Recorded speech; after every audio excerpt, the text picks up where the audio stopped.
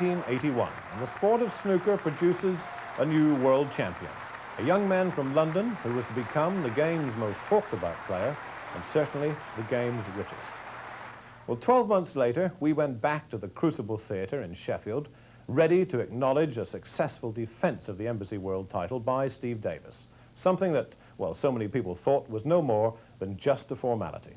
The bookmakers, they'd already made him an odds-on favourite, and to be honest, there was only one question really being asked. Was there anybody with just a reasonable chance of stopping him? Well, we spent 17 days at the Crucible Theatre, and during that time, we got our answer, and we also watched the most remarkable World Snooker Championship ever staged, and this programme is the story of it. Davis's first opponent was Tony Knowles, a relatively unknown 26-year-old player from Bolton. Now, Knowles had reached the quarter-final of the United Kingdom Championship a few months earlier, and he had beaten Fred Davis and Doug Mountjoy in the process. But with every respect to him, the only bets concerned whether he'd managed to win the odd frame or two. Well, we got the answer to that in 12 minutes, as Knowles, helped by a break of 32, took the very first frame of all. In the second, with phrases like beginner's luck floating around, Davis was in. A simple matter of clearing up the last 5 colours to win the frame and get going.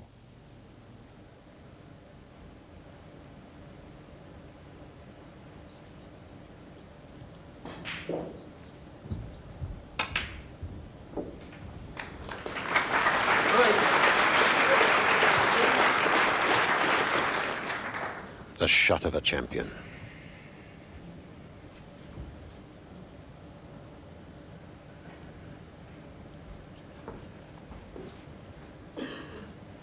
Looking to leave himself an angle on this blue to bring the cue ball back up for the pink. 7.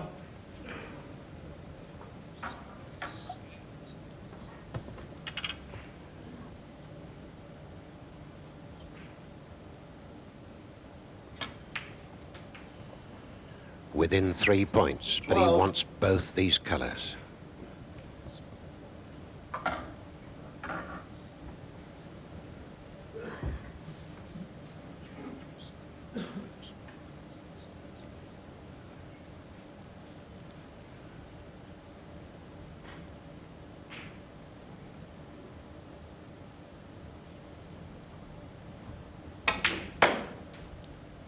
No doubt about that one. 18.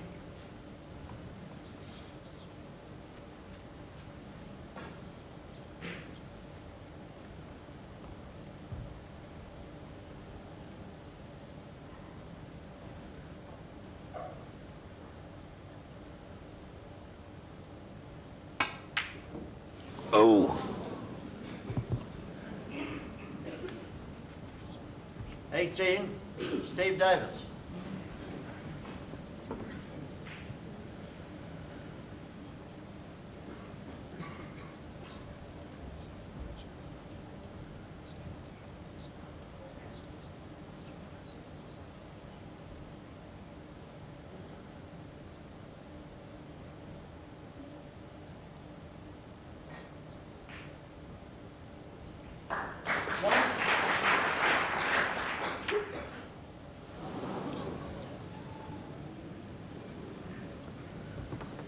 Steve Davis, 57. Tony Knowles, 54.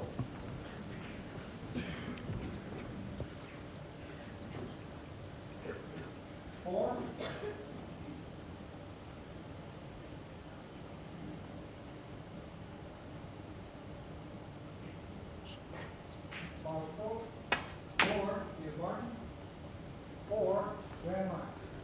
Into the centre of the bulk cushion.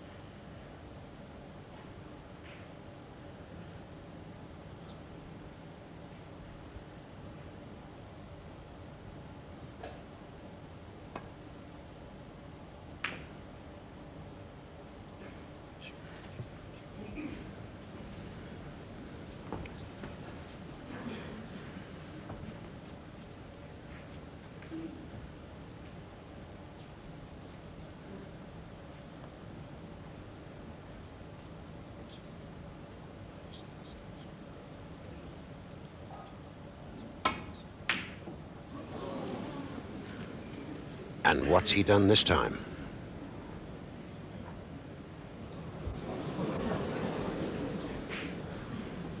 Very unlike Steve Davis.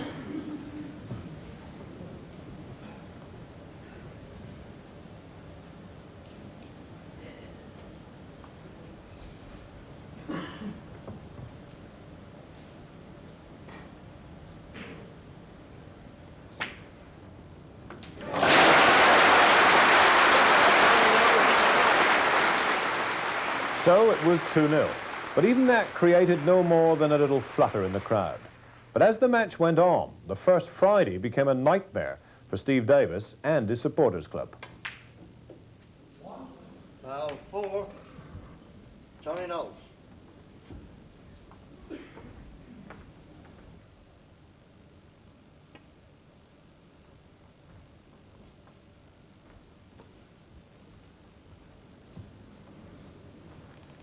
Foul 4, Tony Knowles.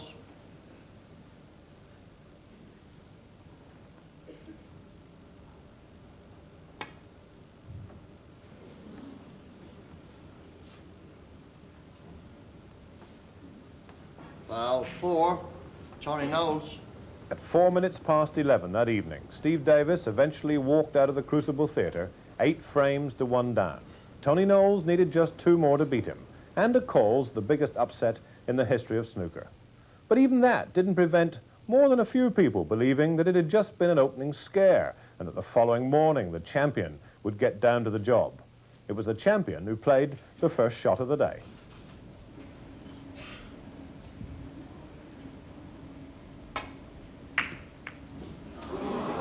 Foul 4, Tony Knowles.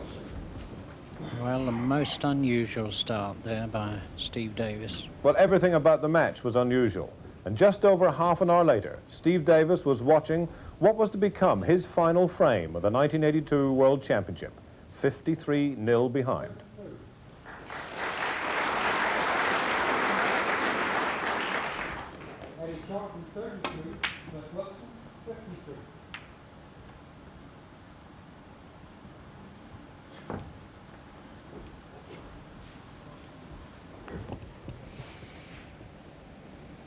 Well, a possible chance here, but not a good one.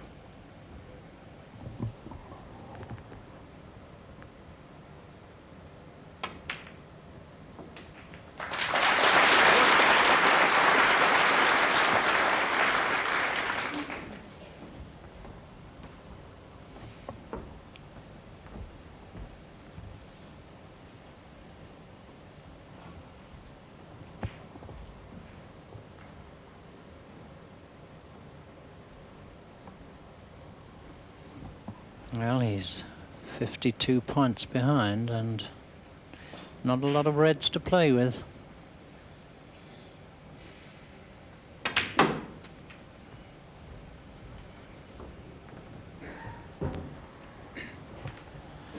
Well, he's on the red. I think that red will just go past the green. His problem is to get position on a colour to disturb those 3 reds on the right-hand side cushion there. 6. And he's now a little bit of luck. He wants to pot the yellow. He's perfect on the yellow to hit the reds.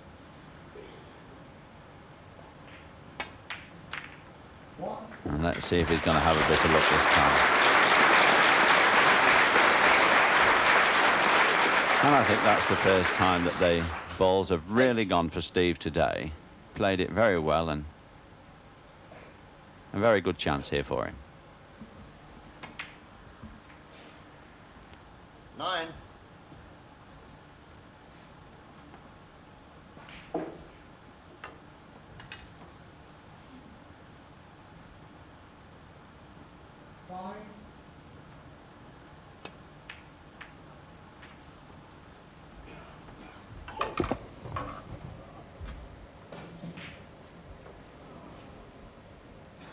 $15.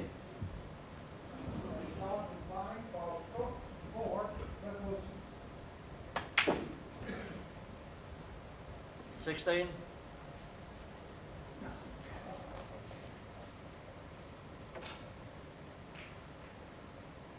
2.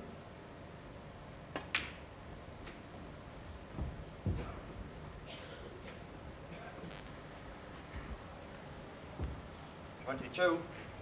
And Steve now moves to 22 points, 31 behind Tony, so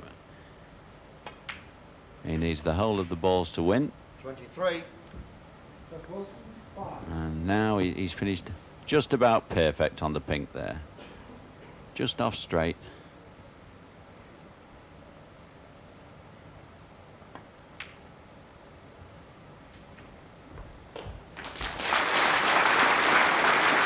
Now one good shot from Steve 29. could really put him in with a chance of winning this frame. 30.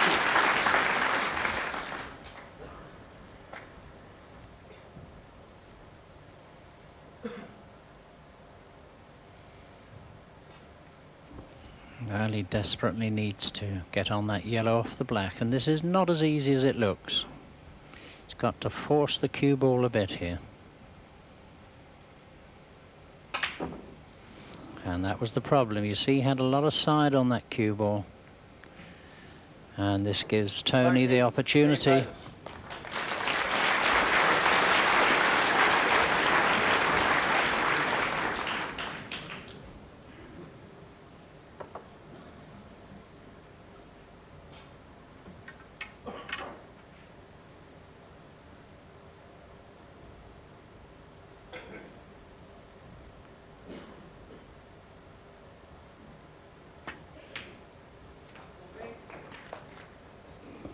And that little kiss on the brown there, I think, really seals the fate of Steve Davis.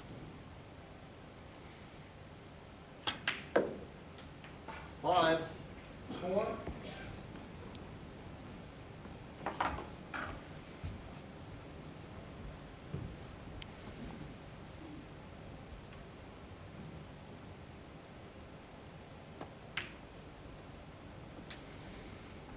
And 9. perfectly on the blue, and 14. and a little wave of the hand indicates that the Embassy World Champion has been defeated by Tony Knowles in a superb exhibition of match snooker.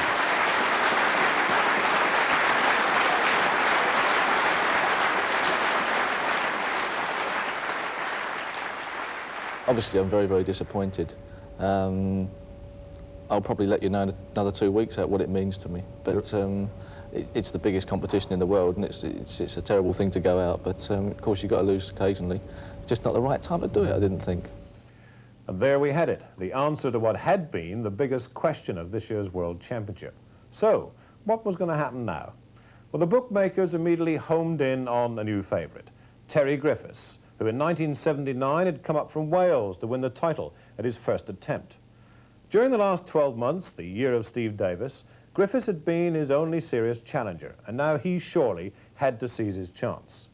But the draw hadn't been kind to him, and first he had to face Willie Thorne, an erratic player whose nerves had always let him down in the World Championship. And that had tended to overshadow Thorne's ability to string together the big breaks in snooker. But his match against Terry Griffiths became one of the best in the first week of the championship. At the start of the final session, Thorne had gone into the lead for the first time, 5-4. And here, in the 10th frame, Griffiths has the chance to level, despite the fact that he's well behind on points.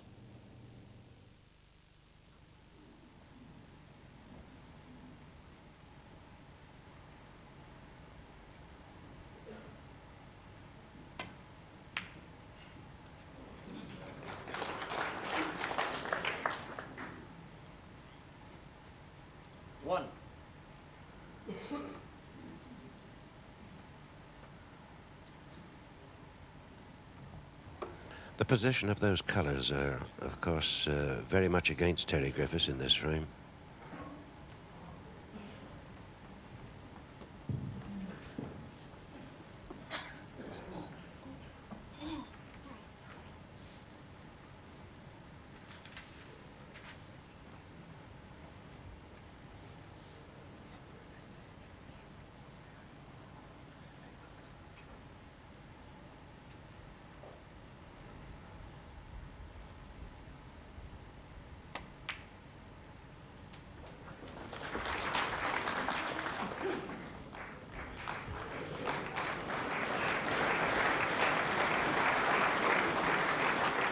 That shot could, in fact, win Terry this particular and very important frame.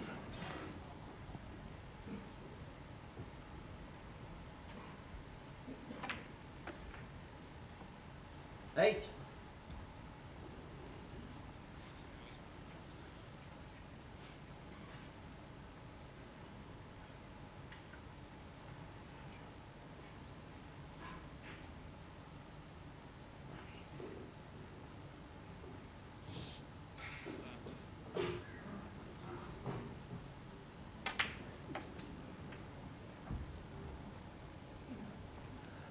Just 24 points in it now, and 3 reds to 15. go.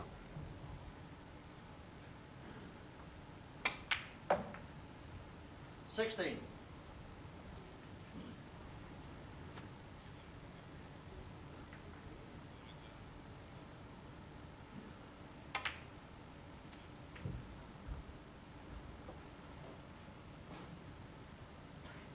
$23.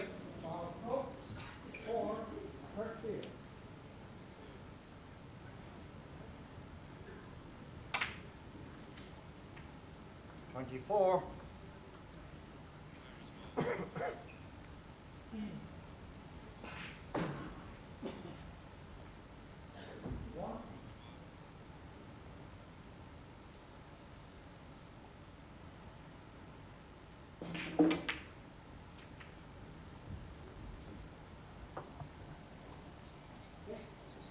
$31.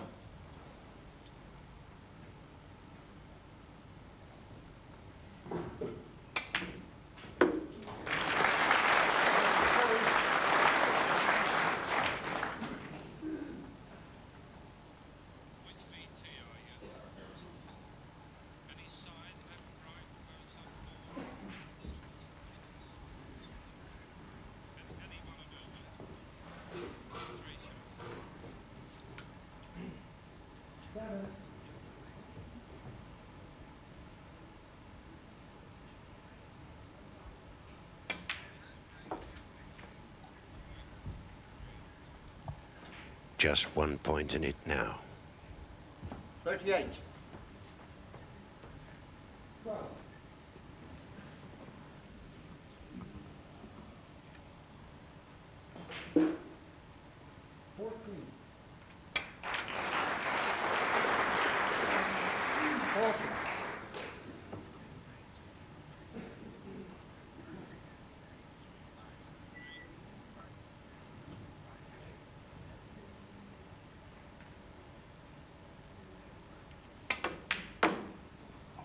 That's a great shot.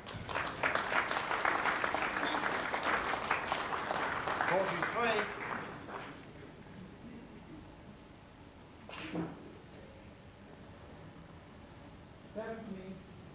Still got a bit of a problem with that blue, though.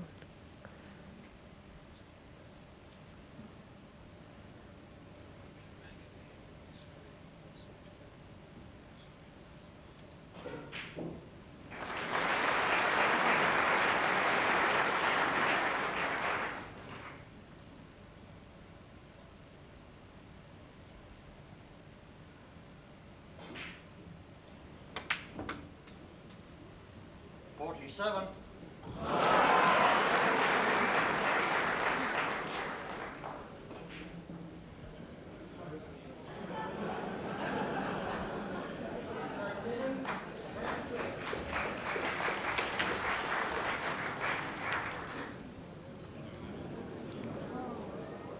Oh dear, how unfortunate. 47. Terry Griffiths.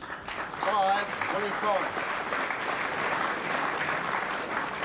Great effort by Terry Griffiths there, nice break of 47. Bit unlucky at the end, just 3 points in it.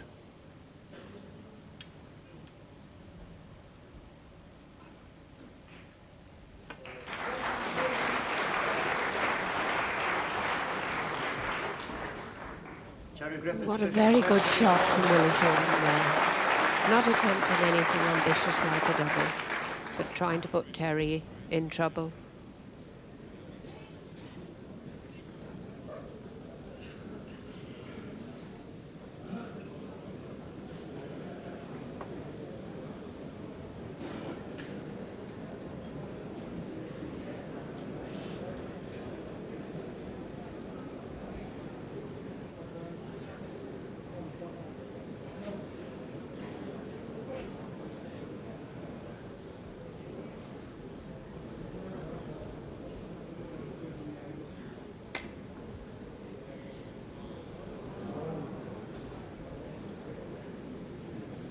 Now, this could possibly be a free ball. No, it's all right. Willie Thorne.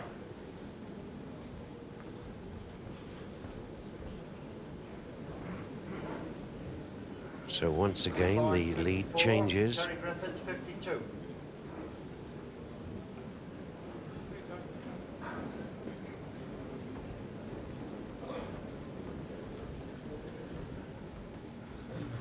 Willie just doesn't fancy the position after that foul, so he's asking Terry to play again.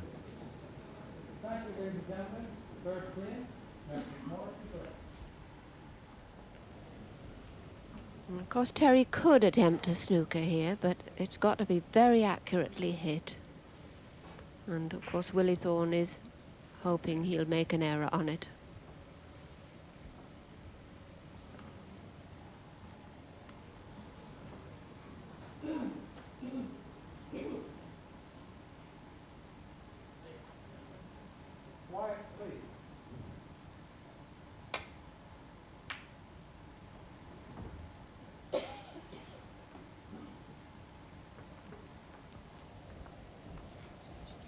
Just a bit short.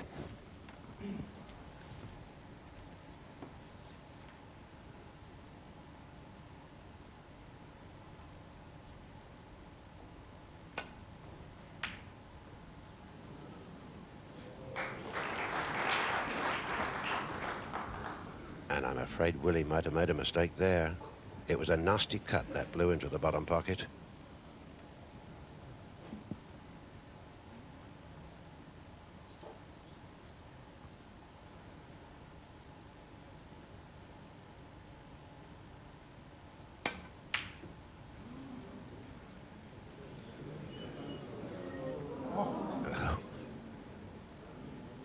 Oh dear.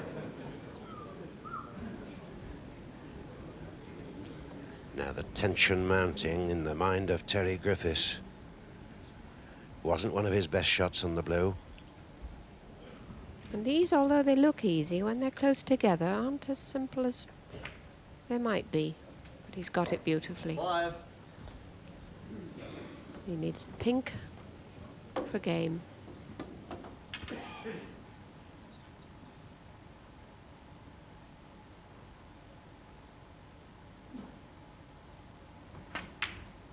It's a good one. Well, and that was typical of what had happened so far and what was about to happen. Willie Thorne went on to win by 10 frames to 6. It was only Tuesday, another 12 days to go, and already we'd lost the favourite, Steve Davis, and the second favourite, Terry Griffiths. Now, who do we all fancy?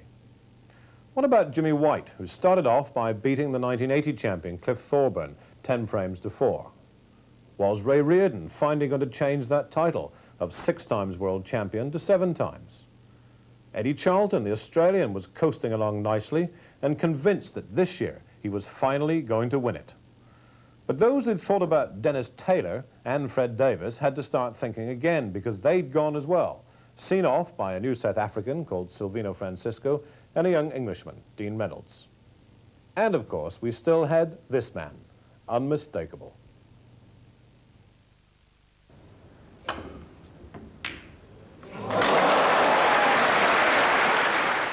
This unique brand of snooker entertainment and snooker expertise had brought Higgins the world title in 1972. But his temperament, which he finds so hard to control, had beaten him every year since then. This year, his first big match was against Doug Mountjoy, runner-up to Steve Davis 12 months previously. 13 frames were needed to win, and Higgins got the first 3 in less than an hour. Mountjoy started to fight and reached 10-all. Then it was 12-10 to Higgins. He needed just one more, but here now it's 12-all, 1 to play. This frame to decide who goes forward to the quarterfinals.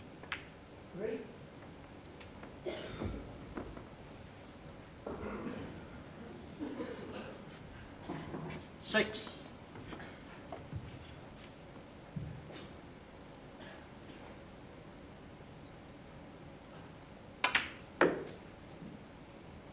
7.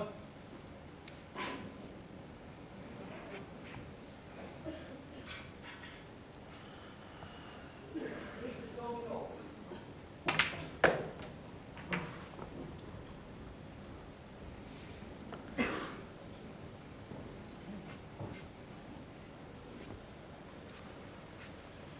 And that was a good shot there from Mountjoy to get into the pack of reds. 13.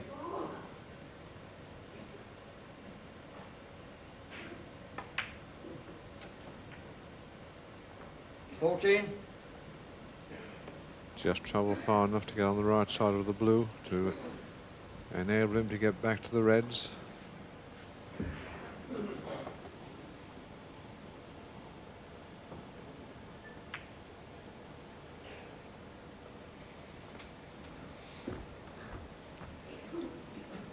Moving towards 19. another disappointment in the long list of them that he's had here in the Crucible.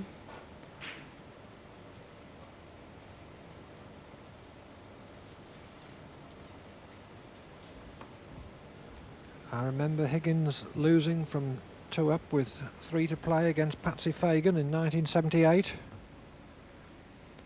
And I can also remember Mountjoy beating him 13-12 on the final black in 1977.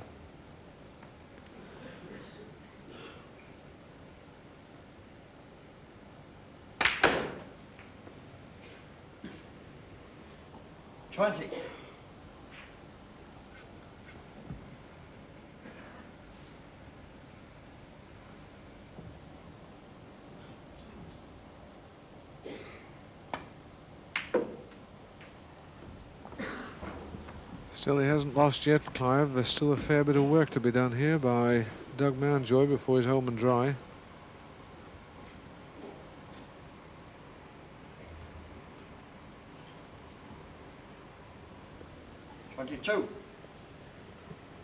No spot available for the yellow, so it goes immediately in front of its own spot.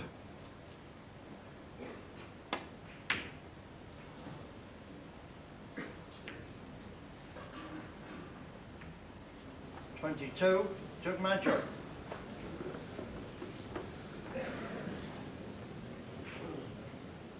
A lead of 37 for Mountjoy, and pink and black tied up at the moment.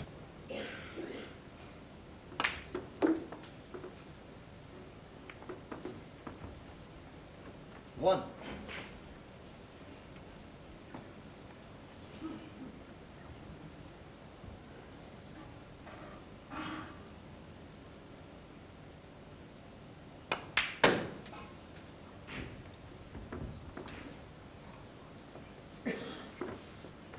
Four.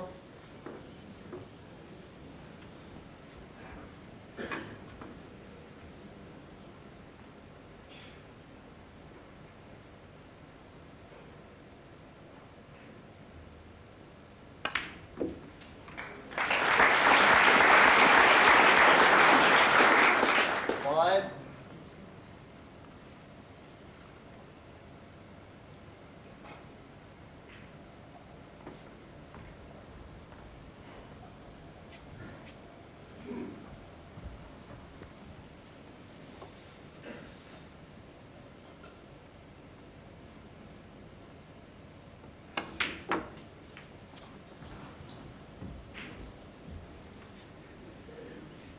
Ten.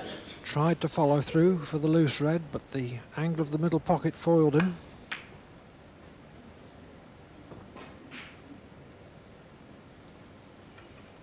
Ten. Alex Higgins. Mountjoy 37. Alex Higgins 10.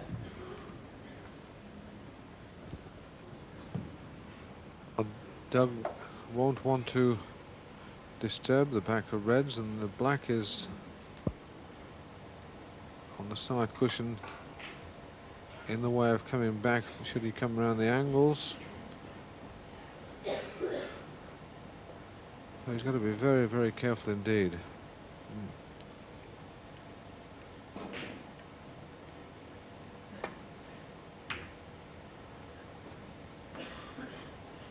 And that was a good shot, but he has left a chance at this one red.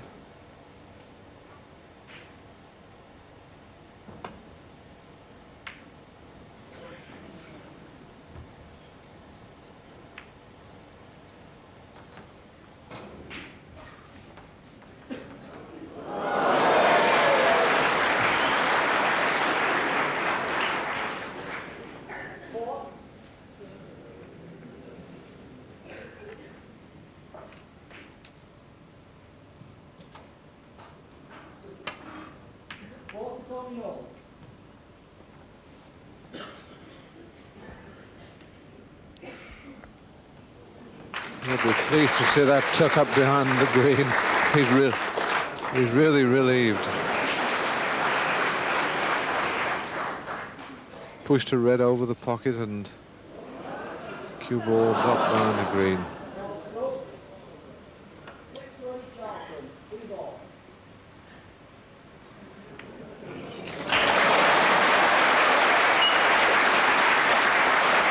Unbelievable.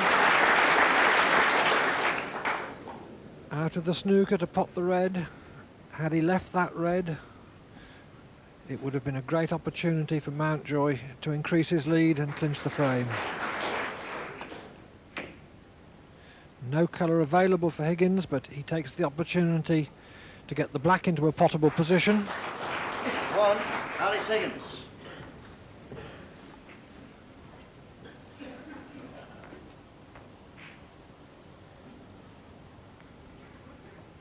A lead of 26, but that advantage much more vulnerable now that the black is out in the open.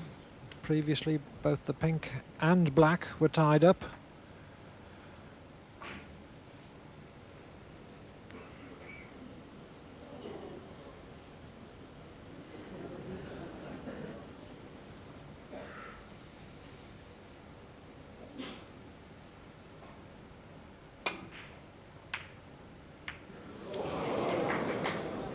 Bow 7, Alex Higgins.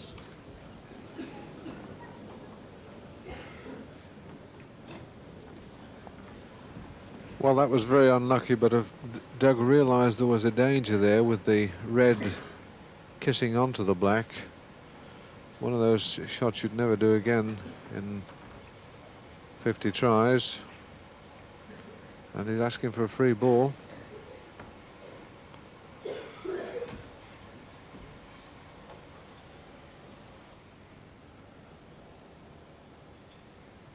The big question is, can Higgins hit both edges, both front edges of the red nearest the blue?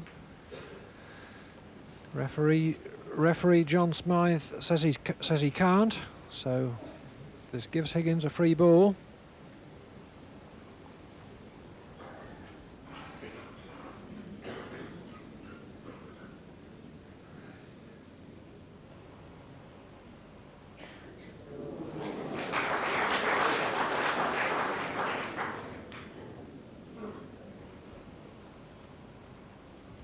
Higgins can elect to take any colour as an extra red.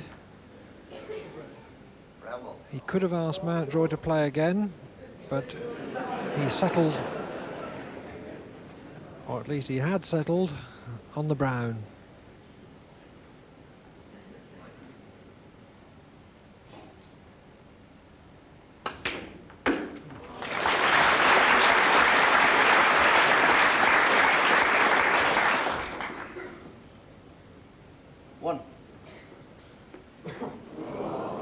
So after the extra red, as it were, now a colour and a great chance for the Irishman.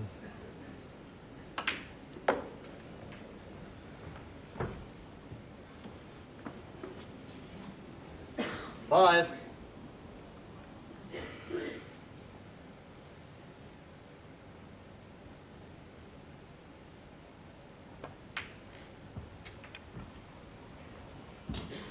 Six.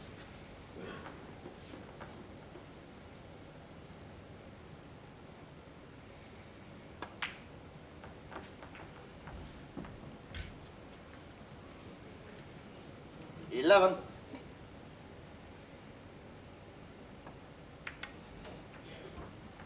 12.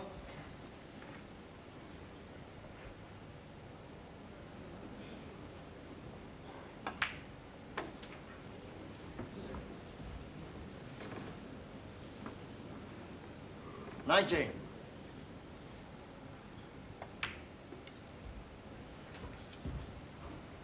20.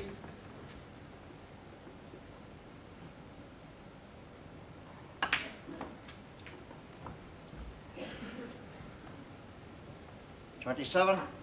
Another obvious red and black. The remaining red, not so easy though. 28.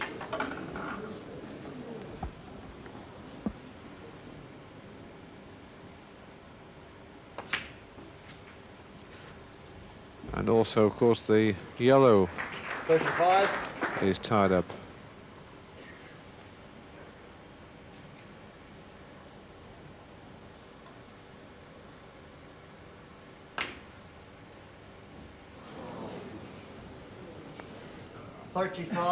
Alex Higgins.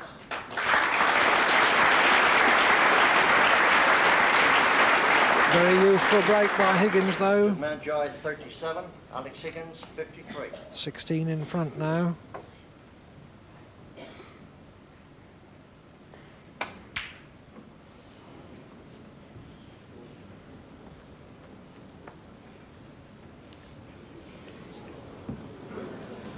All right, thank you, ladies and gentlemen. Thank you.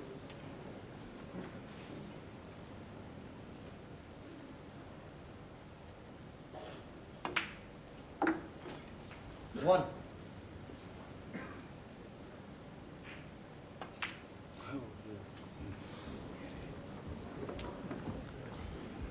Played, I'm certain, to Cannon on the yellow.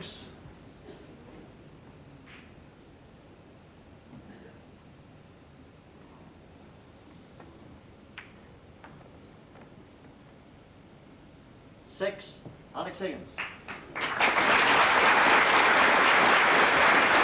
Got that red and blue, increasing Higgins' lead to 22.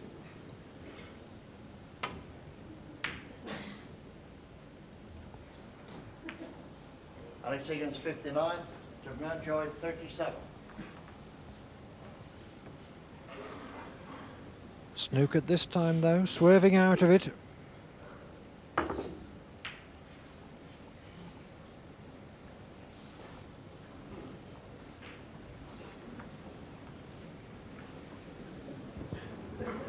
Well, one good shot here from Doug can give him a chance.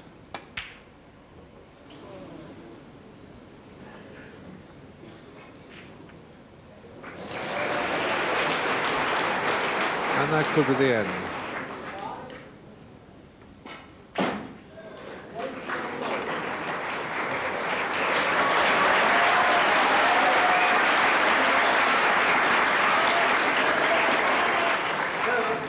He's not won yet. He still needs one more colour to leave Mountjoy needing a snooker.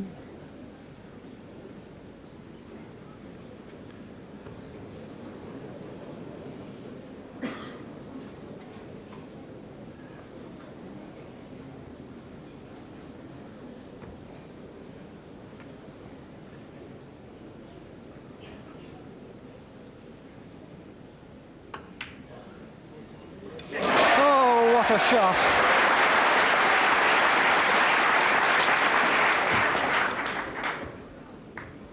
Five. Quiet.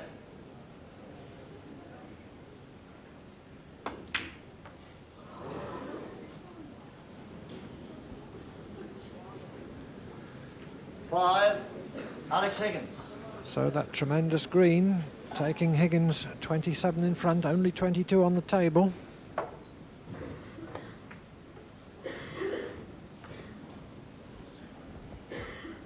Alex Higgins 64, Judd Mountjoy 37.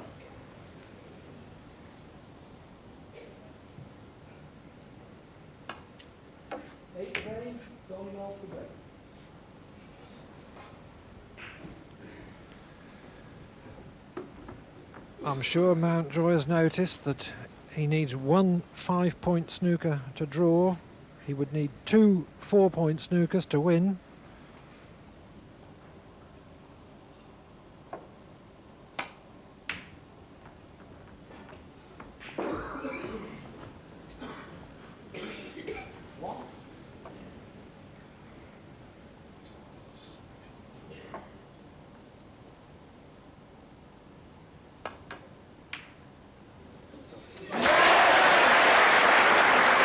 Poor sure Mountjoy will need a miracle now, though. 4.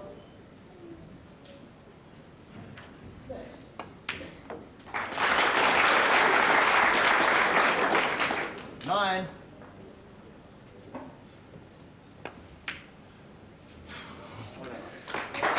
You'll never see anything more exciting than that. A tremendous finish. Alex Higgins beats Doug Mountjoy by 13 frames to 12 and goes forward to the quarterfinals. Higgins enjoying a crisis. And next, it was a quarter-final. He meets Willie Thorne, who after beating Terry Griffiths, knocked out John Spencer. Well, Thorne against Higgins was to become another enthralling match. And by the 9th frame, Thorne was 2 behind. 1.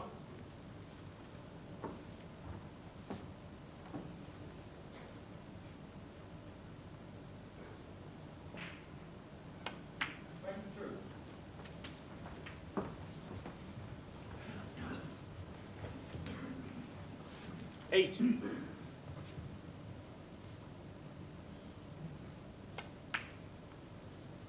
9.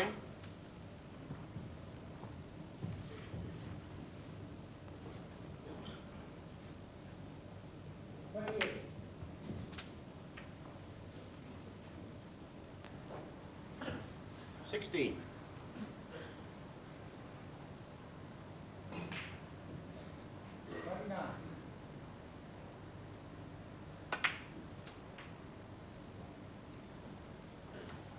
17. 32.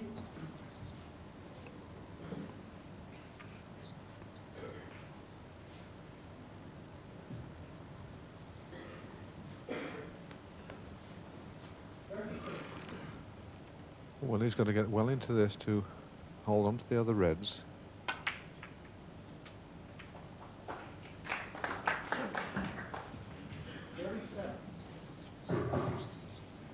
24.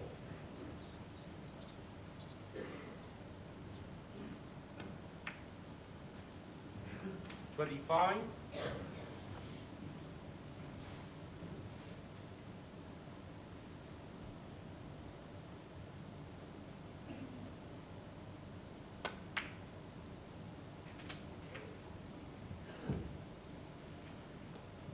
32.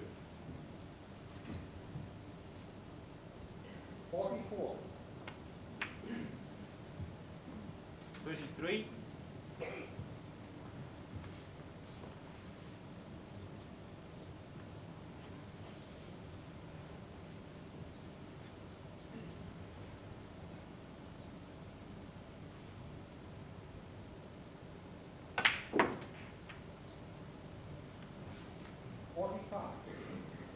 40. Well, I think he can cue just about with enough side to take him around the back of the black here. No, he's managed. Oh. 41.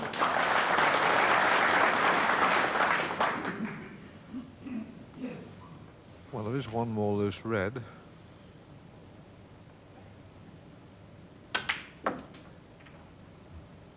Which he's got onto. Now he's got to get the right angle 48. to get into the bunch of reds. Although I think there is one red in the middle of the pack which will go. And that, he's just having a look at that, but can't get onto the black from particular red.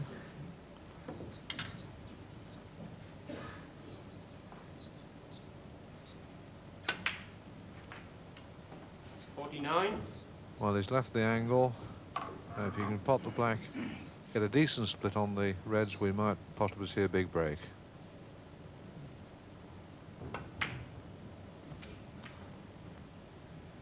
Well, he's played for that one loose red in the middle of the pack. 56.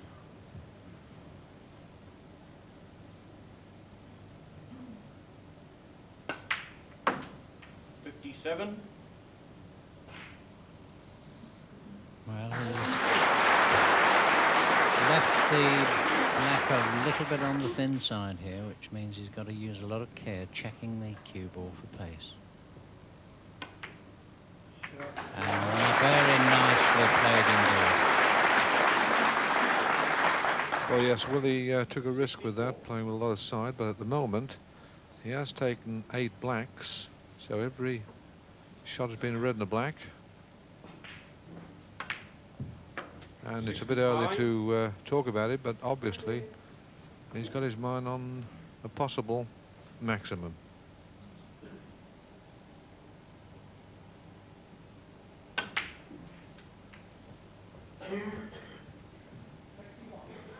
$72. You feel a bit happier to get one more red because that will make the game safe, so then he can relax a little bit more. Now he's got the decision to make, and he's just having a word with the crowd because he's got a nice easy red to go through onto the blue and win the frame, or he's got to think about the risk of getting back on the black.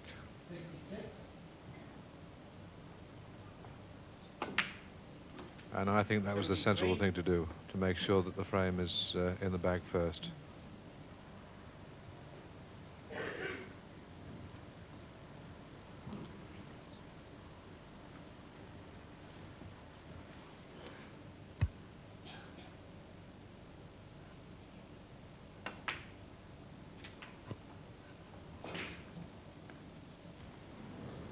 $78.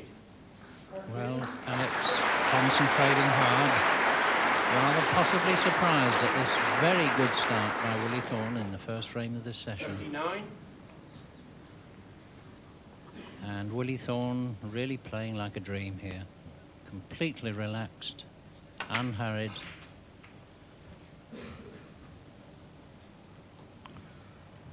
Well, if he could possibly take all blacks now with the remaining 4 reds, he could equal the championship record of 145, 87. which was made by Doug Mountjoy.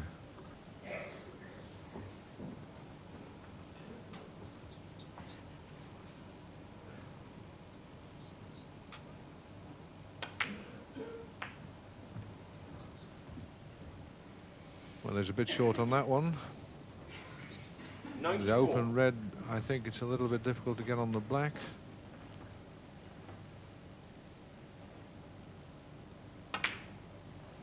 Obviously the angle from 95. on the table looked different from our commentary position.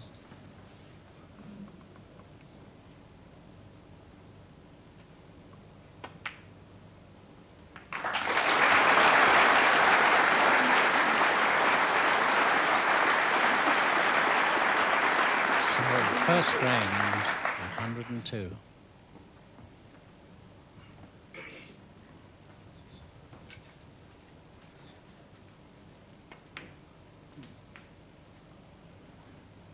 $103.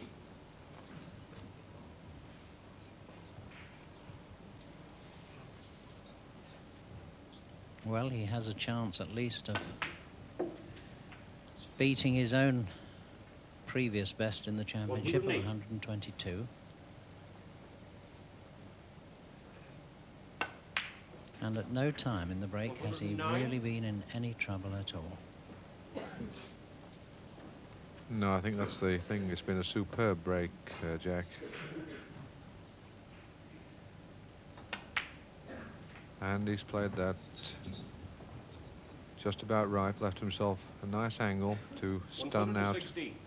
off the yellow onto the green.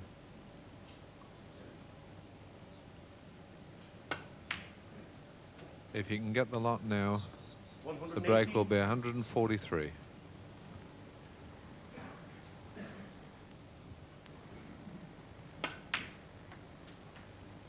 $121.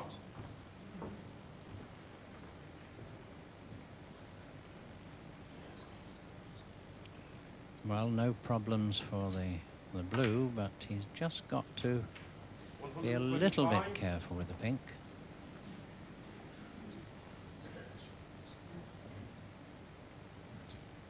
Now you probably want to try and kiss this pink towards the middle pocket.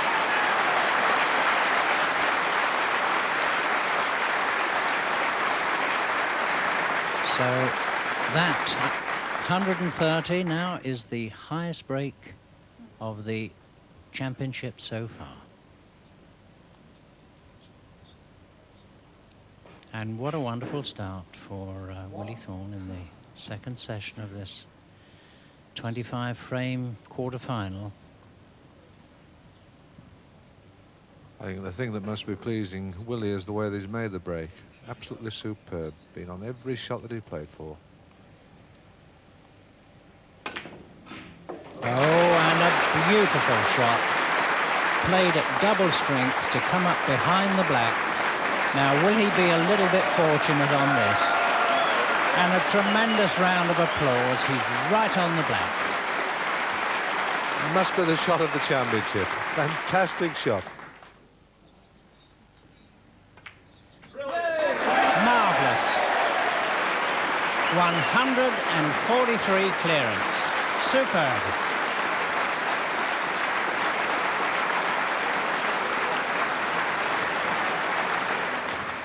Willie Thorne at his World Championship best.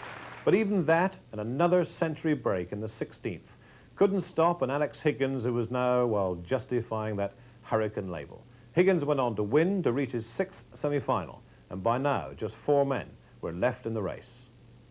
Alex Higgins to meet Jimmy White, who after beating Cliff Thorburn had gone on to defeat Petty Mons and Kirk Stevens. The prospect of the hurricane versus the whirlwind had the world snooker press with typewriters at the ready and flexing their fingers in anticipation. The other semi-final, well, it couldn't have provided a sharper contrast. 2 of the game's elder statesmen, Ray Reardon, who'd beaten Jim Donnelly, John Virgo and Silvino Francisco, now faced, and not for the first time, Eddie Charlton. Well, Charlton had taken out Cliff Wilson, Bill Werbeneck and Tony Knowles, the player now labelled with the title The Man Who Beat Steve Davis. Now, to win this semi-final match, you needed 16 frames. And when Reardon and Charlton met, they reached 11 all.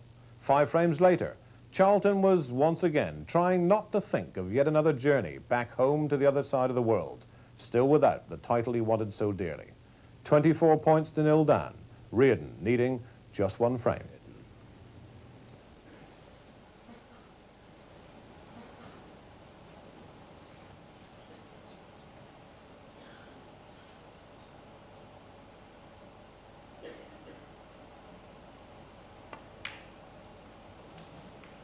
One.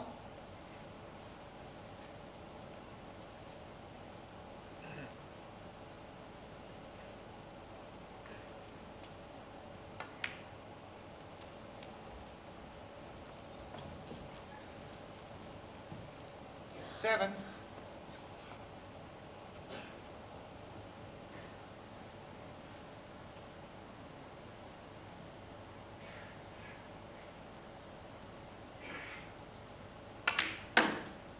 Eight.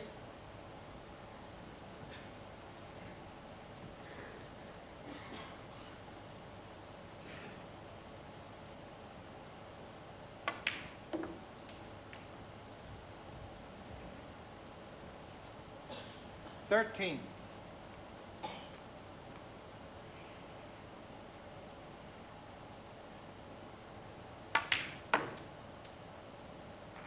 $14.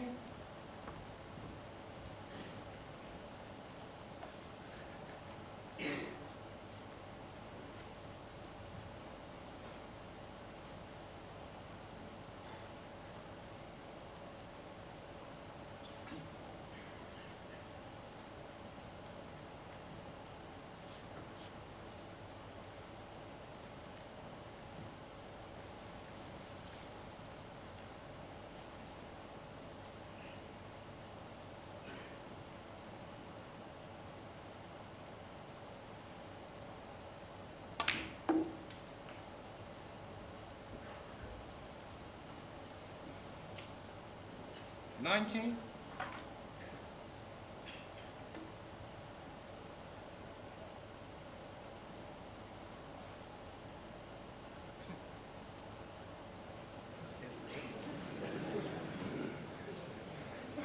Eddie looking at the shaft of the rest. I don't know whether he wants that straight.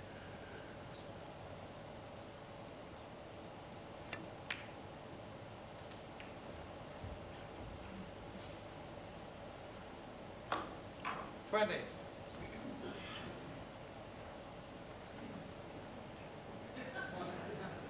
And now he's looking at his own cue.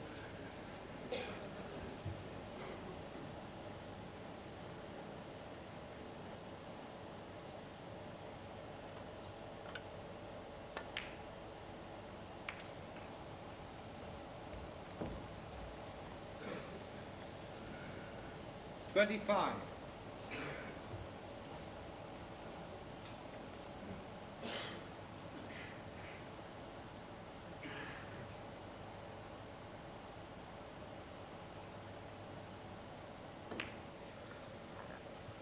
Well, that when Eddie was just looking at the cue there, that's something that Eddie does quite often actually, and just straightens it a little bit.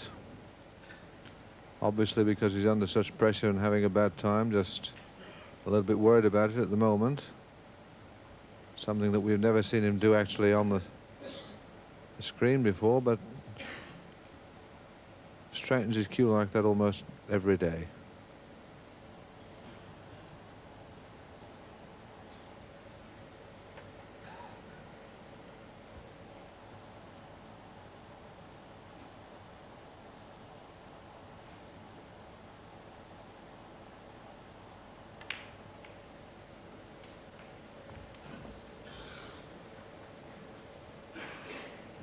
$32.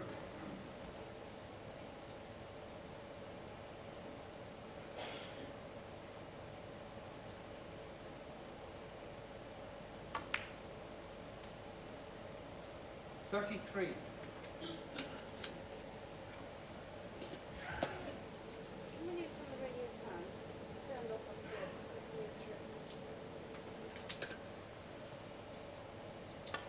Yeah, we're getting Indian music. 38. Stop. Well, it's Indian, whatever that was.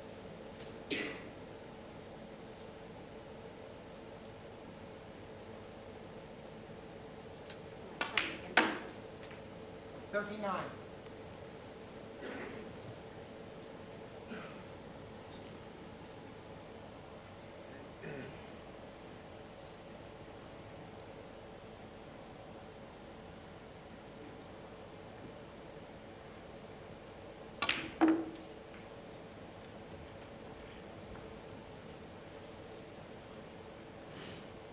$44.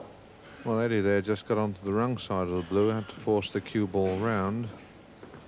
The red's nicely open, but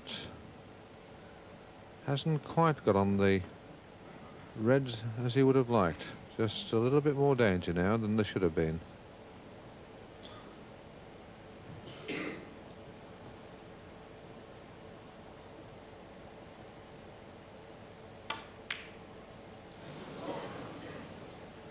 And a jump, 44.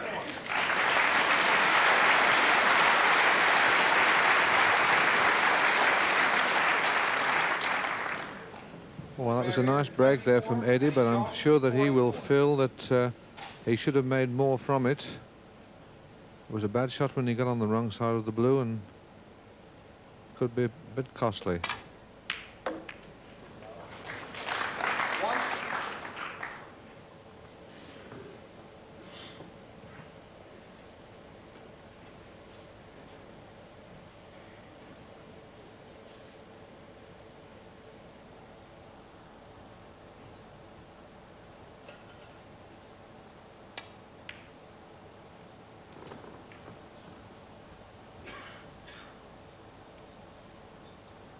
Six.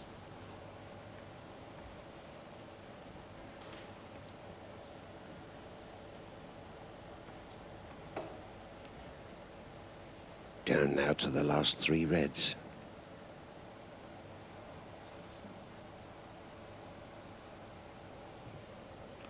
This is a tricky one. 7.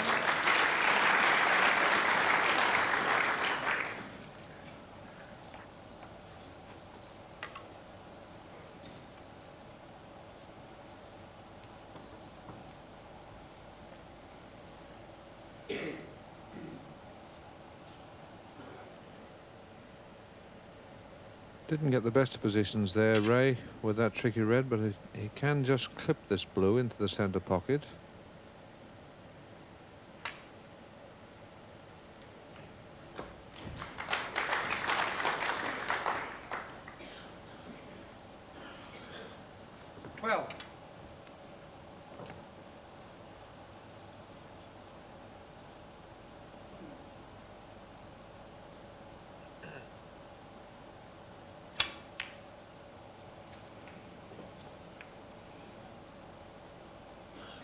$13.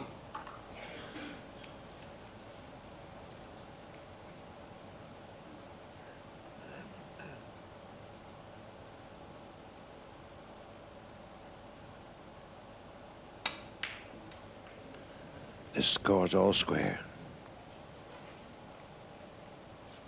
20.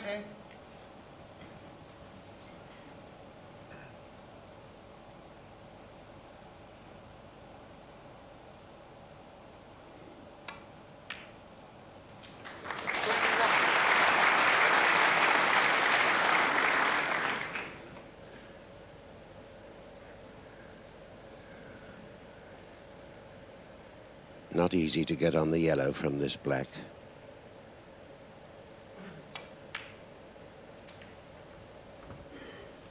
Just make sure of the highest valued ball.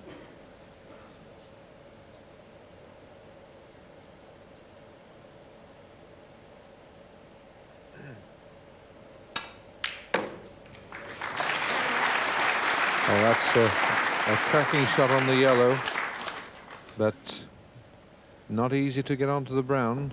Certainly not easy even to pot the greens. Bit of a cut, but getting onto the brown will be very difficult.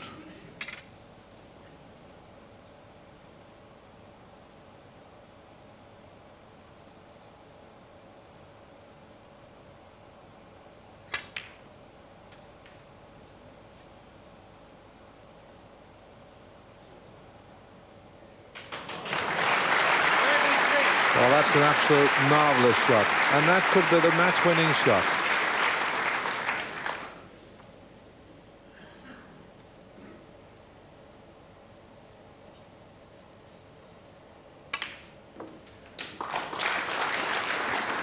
He's the wrong side of the blue.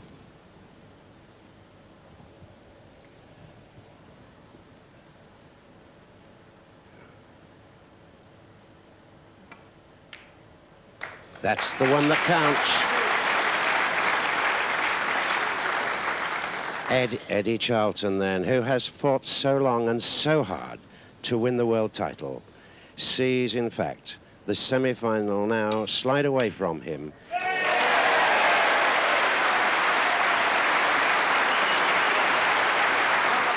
Eddie Charlton losing his sixth semi-final.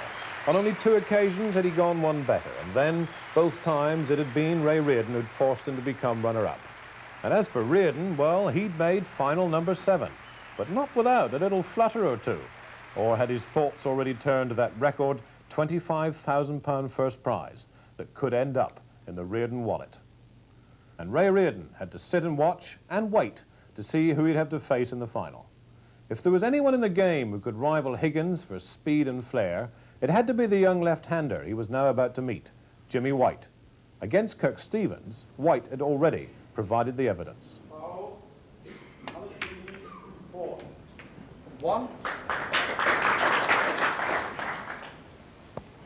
And White sees his opening so very quickly. A lovely kiss there to bring the black near the pocket, and he's back in business again. 8.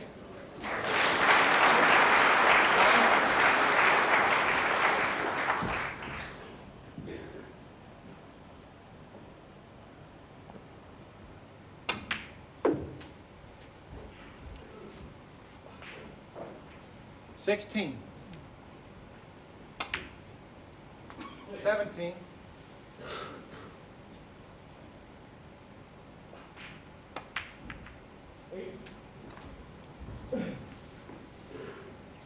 24. 25.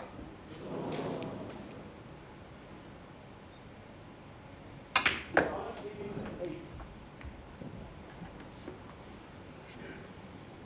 32. 33.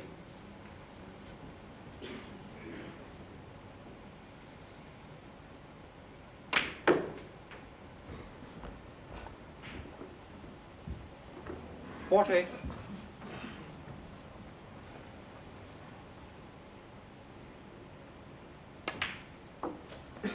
41.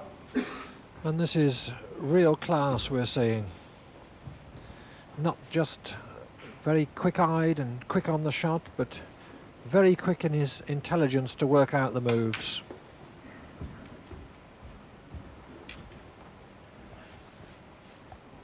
$47. 48. A red getting in the way of the black.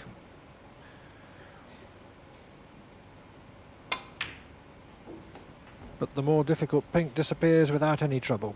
54. 55. Yes, his decisions about whether to use stun, screw, run through, side are so terribly quick, and it's very deceptive. It makes it look so easy, but a tremendous lot of talent here. 61.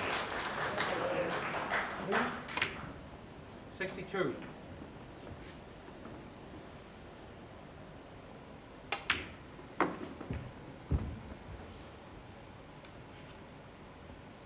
68. 69.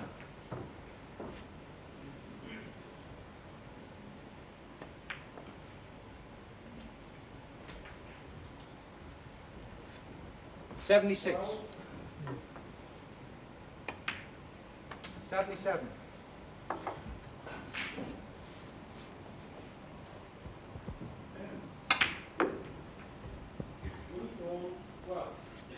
84. 85.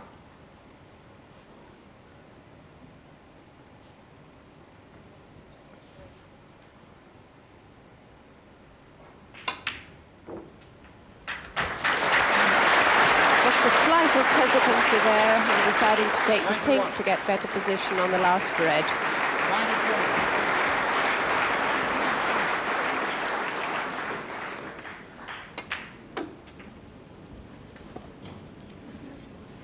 99.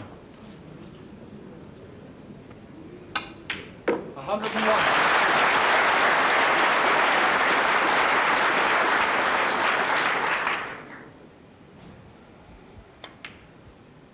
104.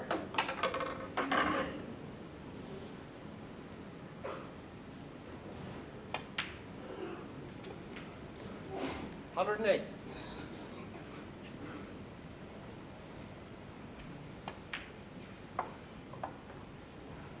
113.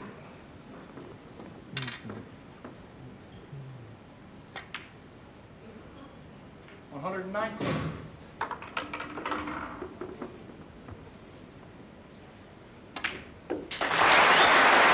'Danger! Genius at work!' Well, if you call White a genius, and you can't really argue with that description, what do you call Alex Higgins? Well, as for the match to come, the headline writers called it everything. A Western gunslinging shootout in true Hollywood style, and even Gary Cooper in High Noon got into the act somewhere. Well, as for the facts, they were better than the fiction. With 16 frames needed to win the match, White reached 15, Higgins on 13. 3 more to play.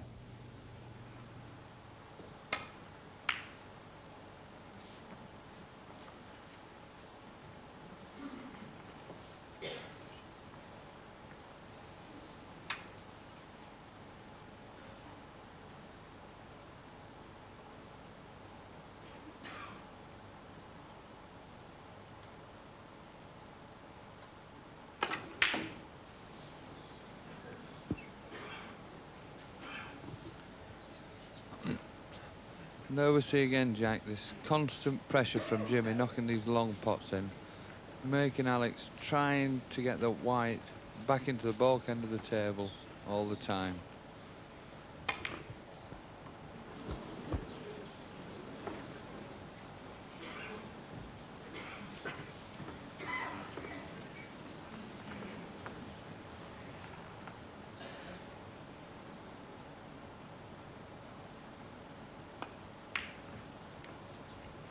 1.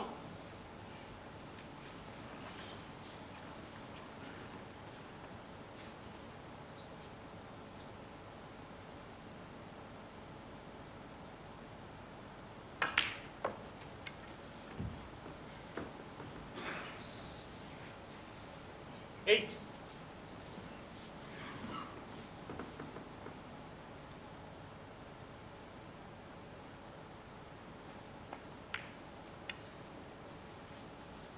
Nine.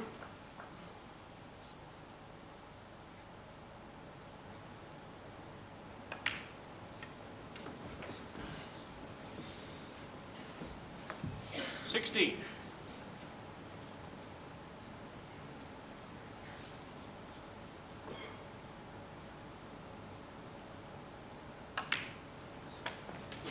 17.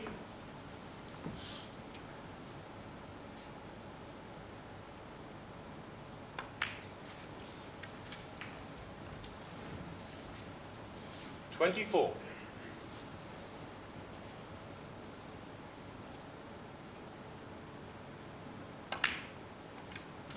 25.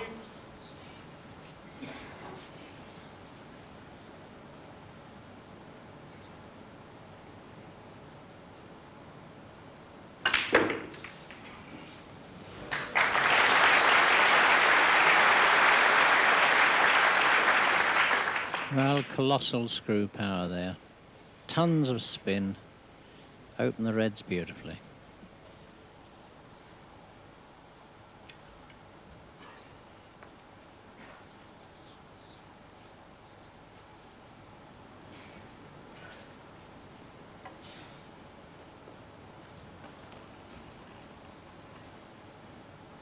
Just thinking of Willie Thorne, you know, that 143.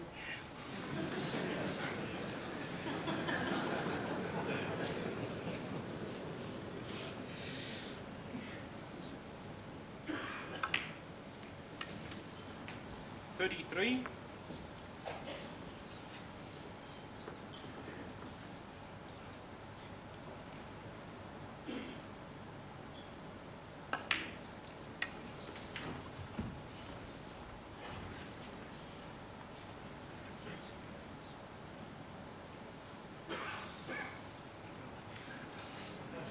39.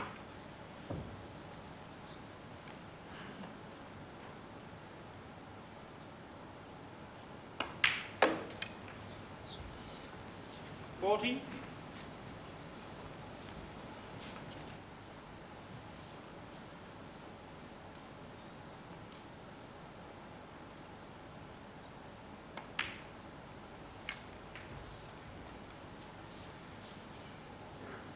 47.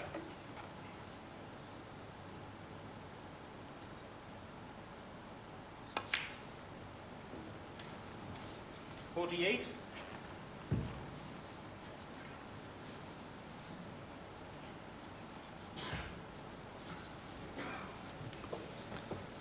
'Alex just stayed the wrong side of the blue there. Wanted to get straight on the blue or just the other side of the blue for these reds into the corner pocket.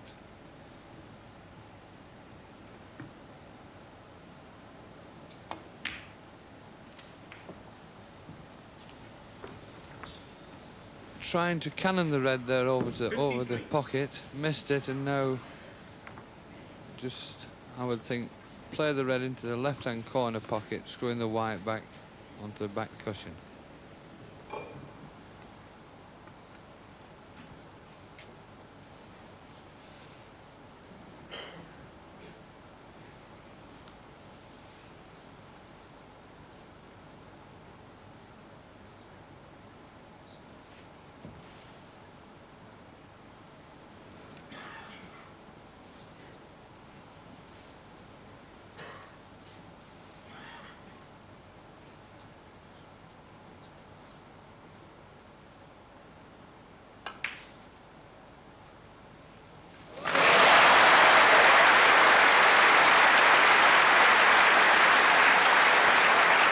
That's a tremendous pop. Left himself a brown into the centre pocket. Not an easy shot this at this stage of the game. And then we'll have choice of these two reds into the left-hand black pocket.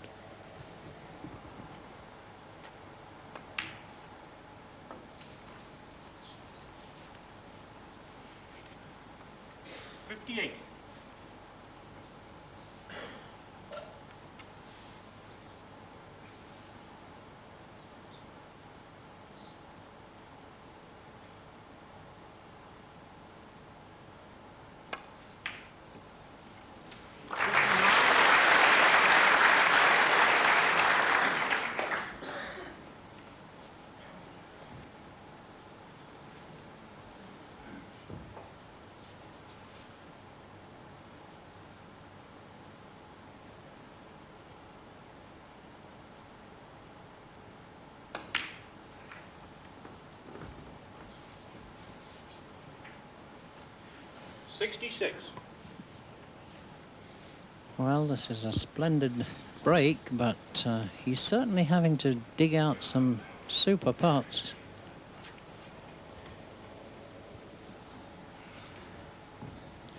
Just needs one more red though, Jack, to put himself 67 in front with 67 on the table.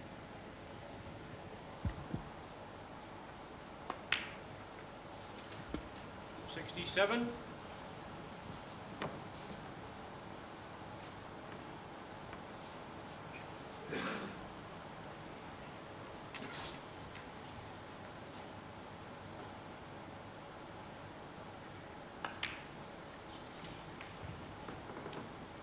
'72.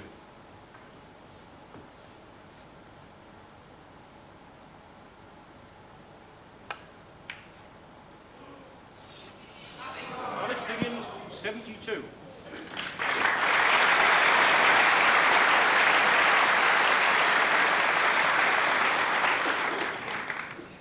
So Jimmy White requiring snookers.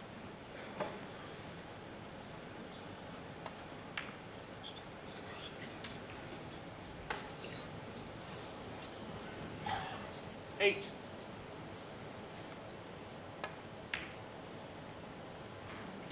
Nine.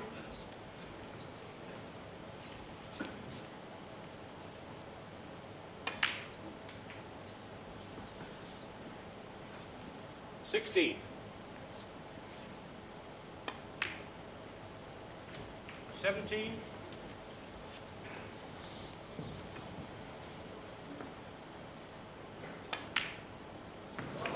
Jimmy White, 17. And Being Jimmy conceded. White concedes. So what a situation now. 15 frames to 14. 30th frame, Alex Higgins to break.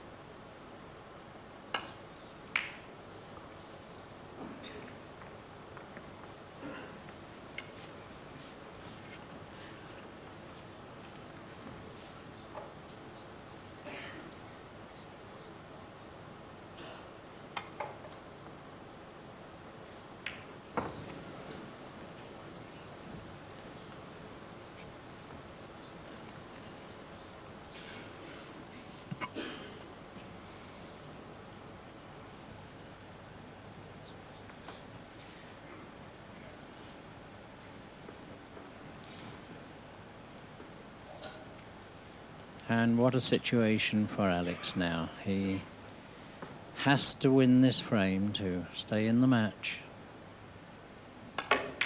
And if he does win it, what an electric finish it's going to be.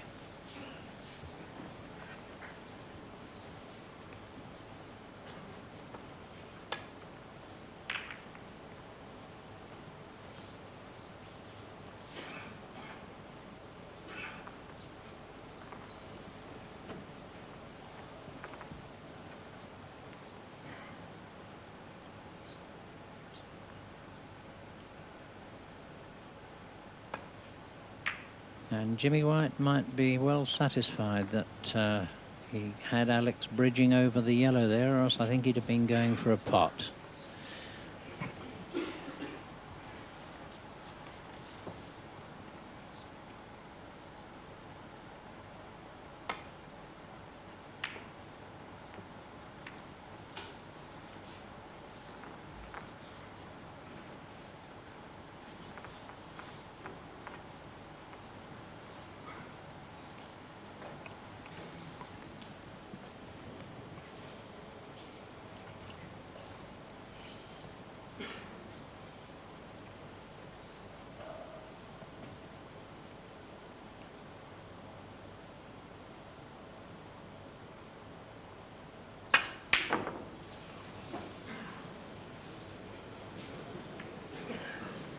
Well, a colossal screw shot to get back to safety.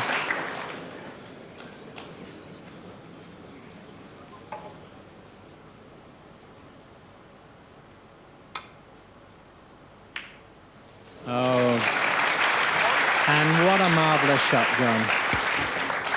Yes, Jack, tremendous spot under pressure, that. A lot of tension out there now. And that's given Jimmy an excellent chance to get a break going here.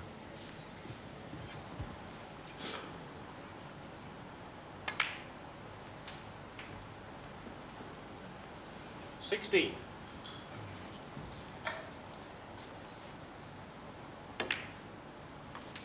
$17.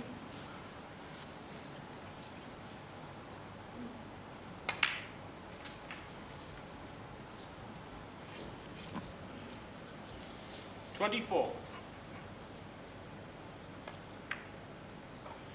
25.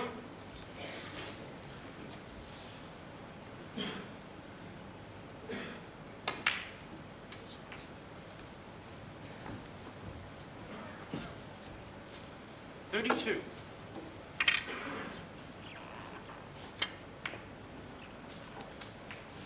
33.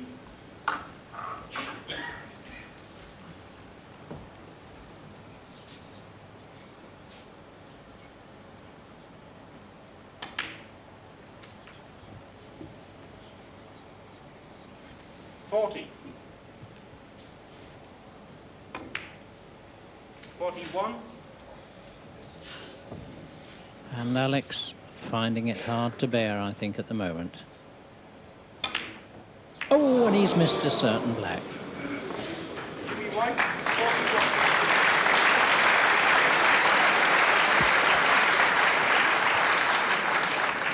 41. And has been rather fortunate there. He's gone into the pack of reds, but left it relatively safe.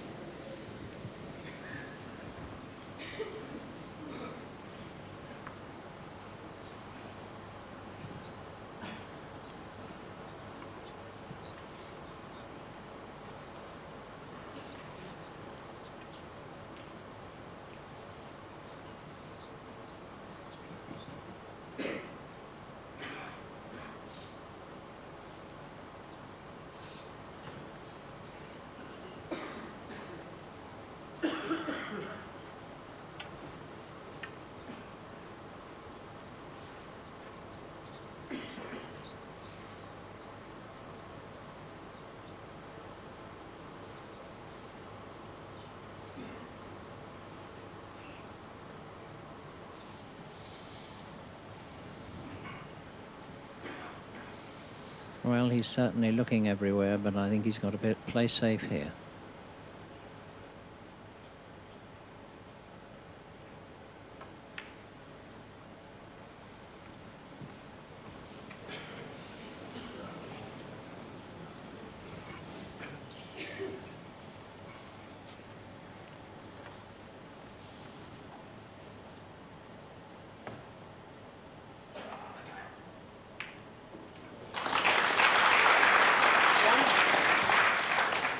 Well, a very courageous putt there. That was certainly a difficult one.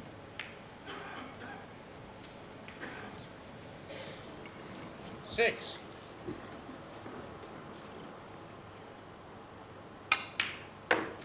7.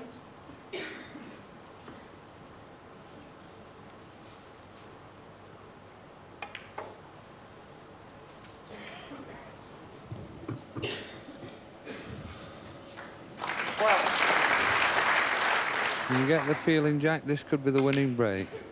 13.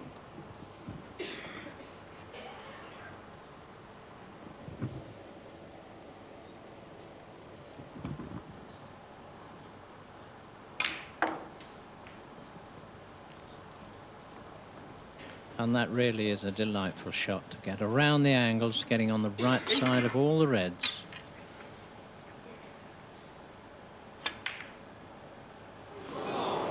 So Alex breathes again. 59 points in front now. And still enough points on the table for Alex if he can just take his opportunity.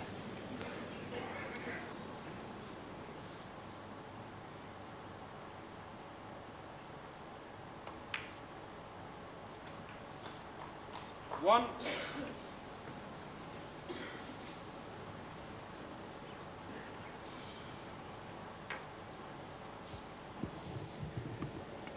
Well, what would you do here, John? Well, I think he's got to have a go at the blue or the green. There's plenty of points on the table for Alex.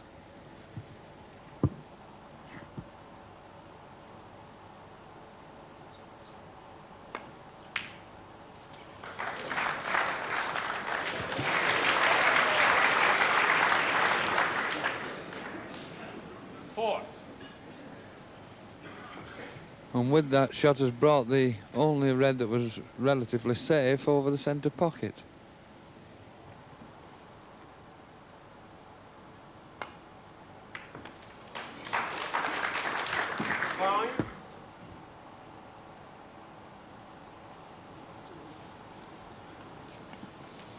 And at the moment, Alex just isn't getting the run. He had it in the early stages, but it's left him at the moment. Well, he can pot this blackjack, and I think he's got to go for it.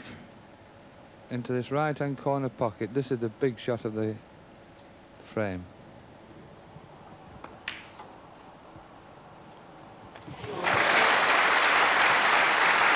And that's a tremendous shot under pressure. A lot of courage Alex has got. 12.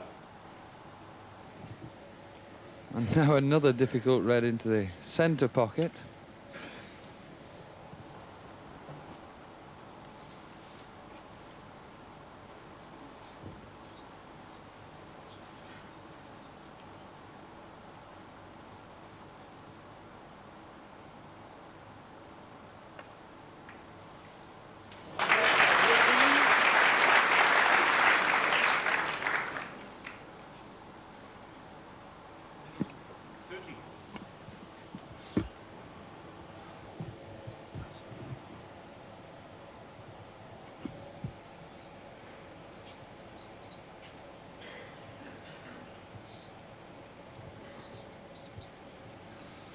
And Alex not able to afford any mistakes. If he's going to go for a colour to play for the Reds, he must get it, or else it could be the end of the match.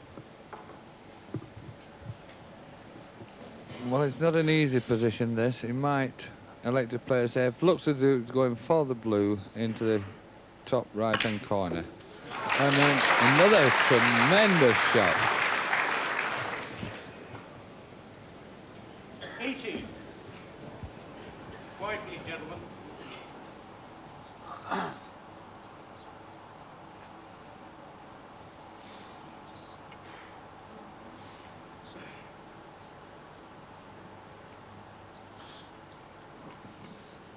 Red into the corner pocket, right-hand bottom pocket. Oh, and that's a beautiful shot.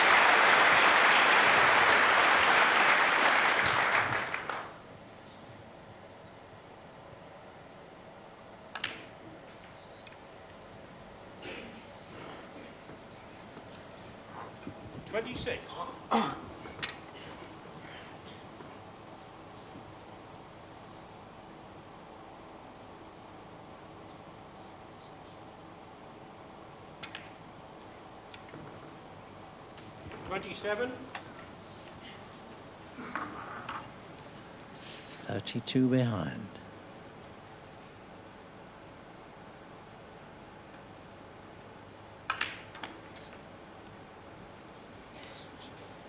Red in the middle. 34. I'm feeling nervous for him, Jack. I think if he clears this, this would be the break of the tournament.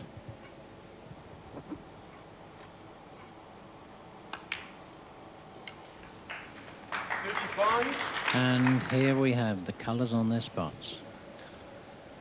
Yes, Jack, all easy shots these normally, but every one a pressure shot in this situation.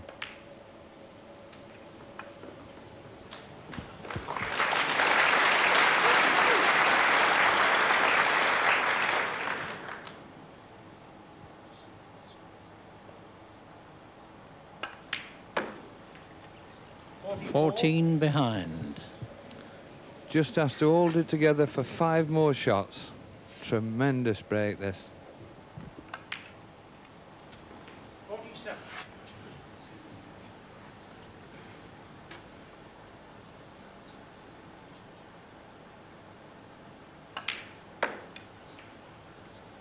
1.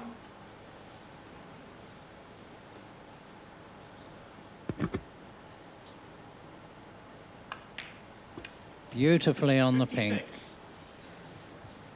And he needs the pink and the black. And he's on the black. 62. And what a fabulous break if he knocks this black in. Oh, marvellous!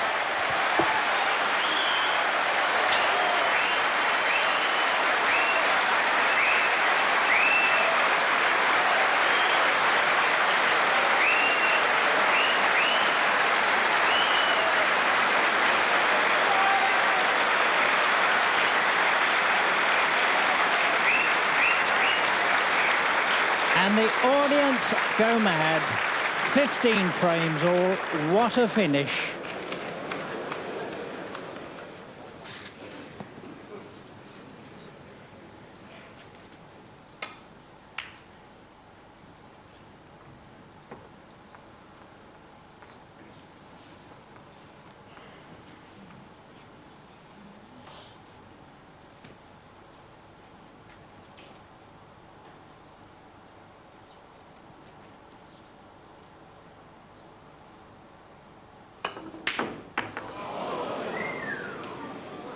Well, good heavens, I thought it was going to jump back into the pocket. Anything can happen with these fellas.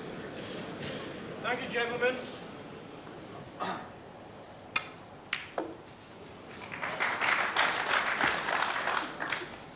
One.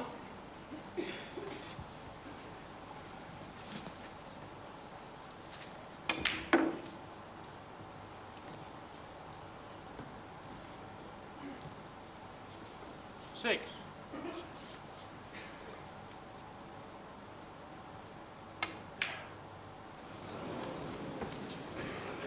Jimmy White, 6.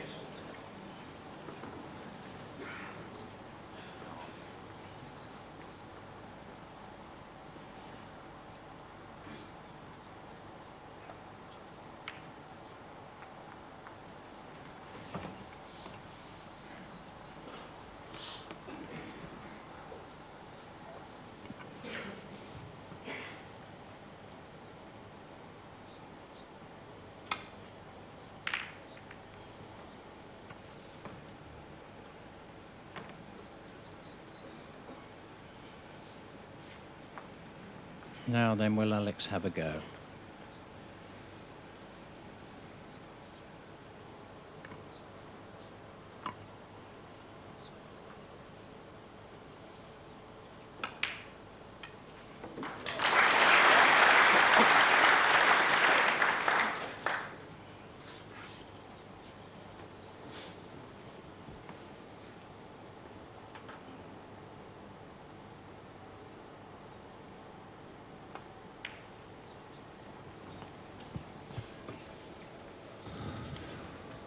Six.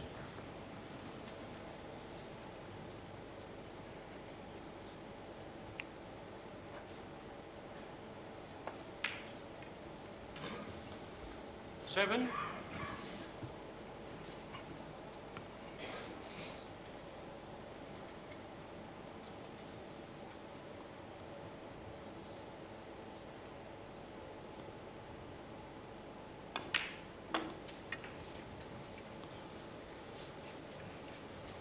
$40.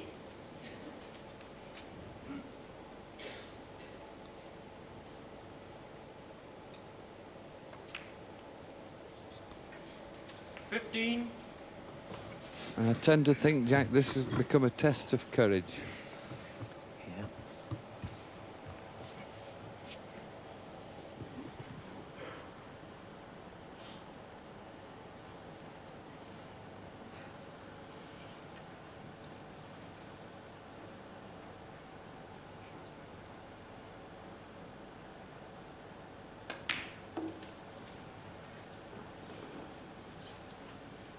$20. And I think Alex is a little bit short of pace there. Wanted to come more into the centre of the table.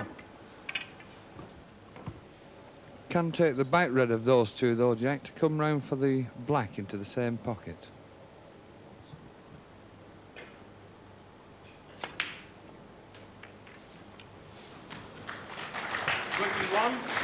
Tried to get round the back of the black, just caught it.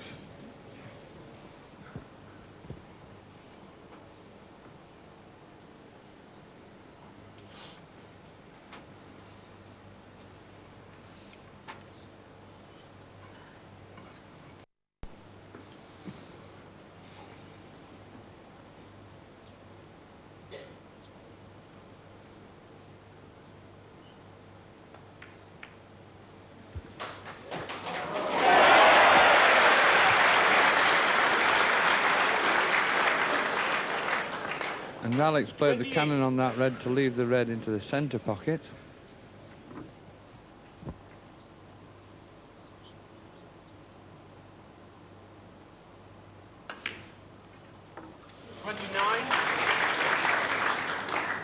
And Alex really rising to the occasion here. This really is something.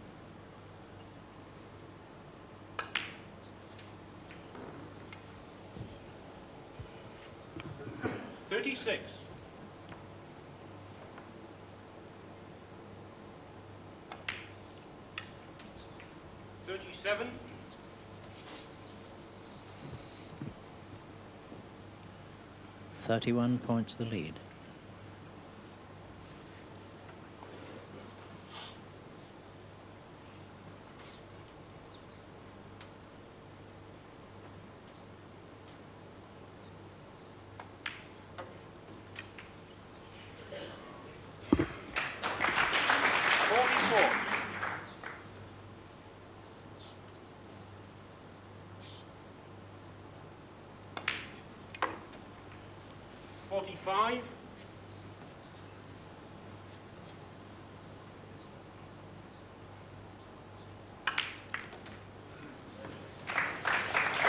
So 52 points to 6. Alex leads in this final frame.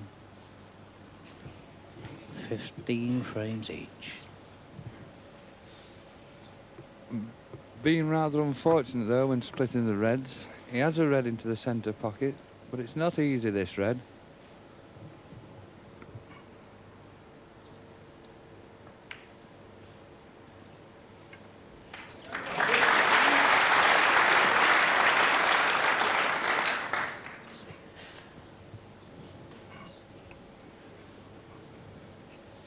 Now Alex could put the pink into the centre and hold the white there for this red just below the last of those three reds together.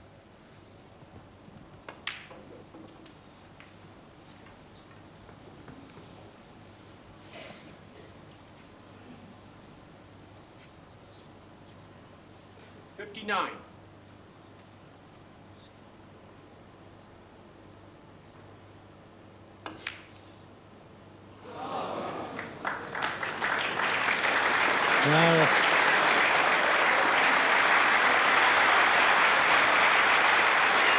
what a time to make a 59 break. Still enough points on the table now. Can this young man rise to the occasion?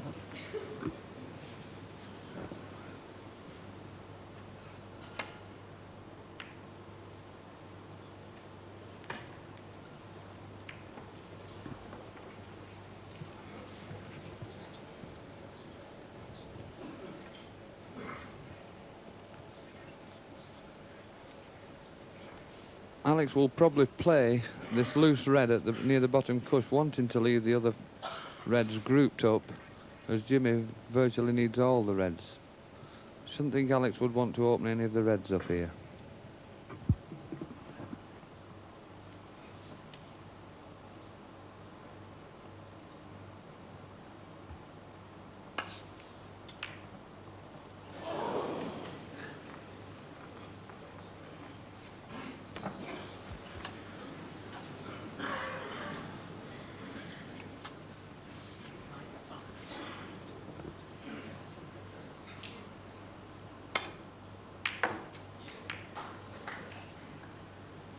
Well, now then, a chance. And I wonder how this young man feels at this very moment.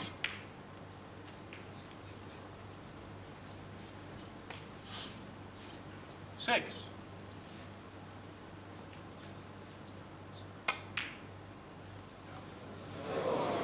Jimmy White, 6. And there we see the difference, the sort of balls Jimmy's been potting throughout this match, and the difference that pressure makes when you have to get them.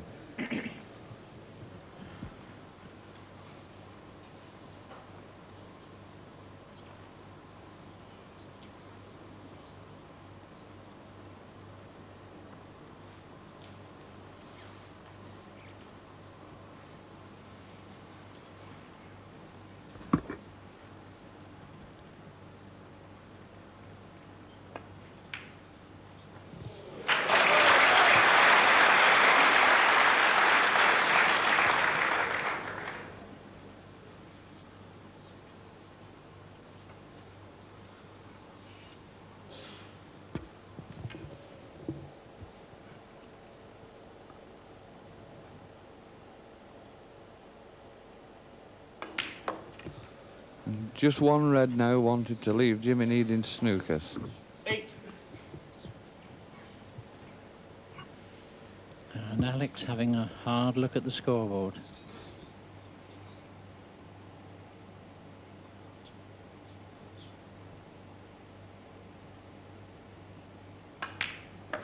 And marvellous red. And that will certainly make him feel better. And Jimmy White, I feel, must be feeling that this is the end of the road.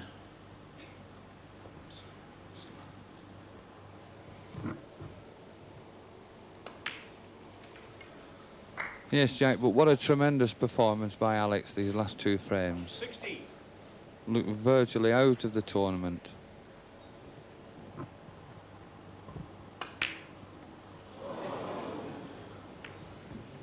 And I don't think he'll be too worried about that now.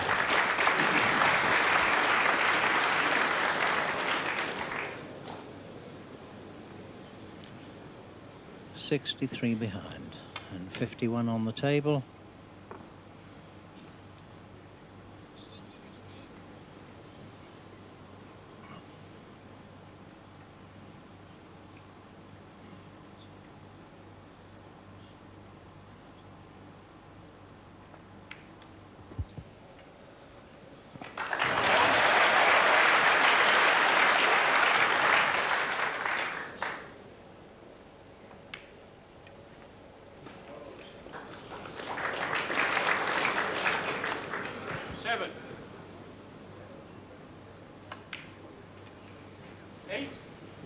And now just a question of Alex winding up the frame and indeed the match. And what a victory, and what tremendous courage both players have shown, and they've really given us some enjoyment.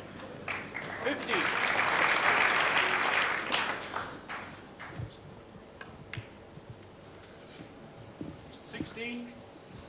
Yes, Jack, I think one of the most exciting matches I've ever seen in my life, this.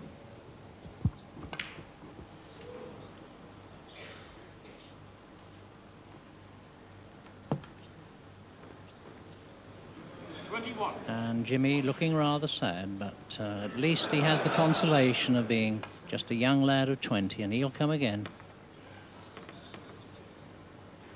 Alex Higgins, 21, foul, Jimmy White, 4. So Jimmy White concedes. And what a splendid finish. And a truly, truly superb semi-final. So the People's player now has a chance to really be the People's champion. An Alex Higgins that perhaps his critics failed to recognise. But of course still, the Alex Higgins who started snooker's modern transformation. For Higgins, this was to be his 4th World Championship final. As for Reardon, well, he had appeared in 6 and won the lot, including one in 1976 when he'd beaten Higgins. 1982 was bound to be a match full of contrast and hopefully a match for the connoisseur. It was more than that, and it produced a climax which tops the list in snooker's history. And it gave us more than just a moment or two of honest and unashamed emotion. The best of 35 frames played over 2 days, and it started at 2 o'clock on Saturday, May the 15th. By a 3:45 that afternoon, it was 2 each, with Ray Reardon at the table, trailing 38 points to 53, just 4 colours left, here in frame 5.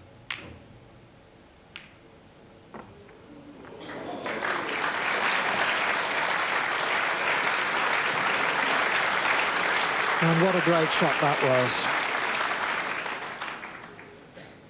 Thank you.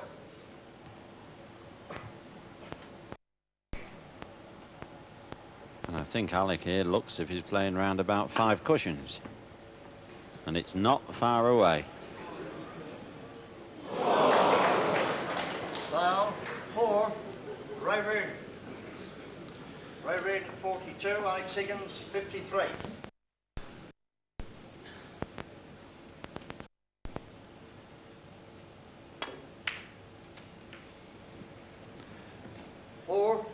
And here comes the real benefit of the snooker which Reardon laid.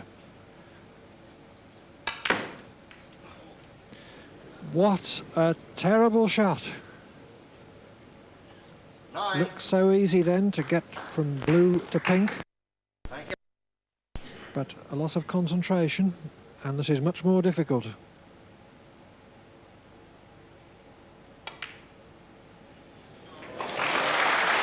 Not difficult enough, though.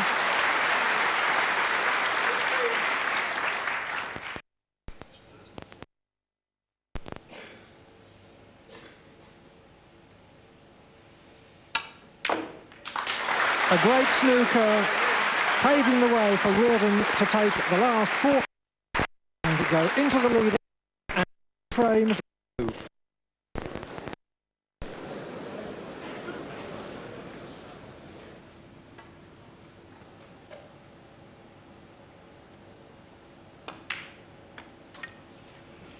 1.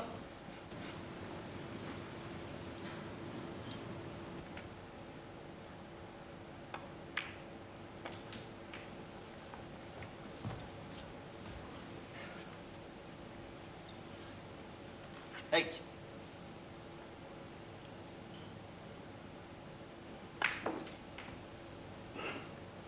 9.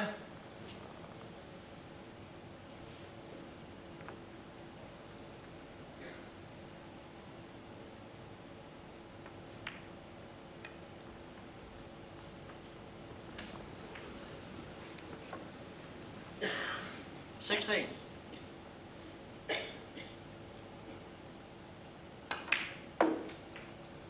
17.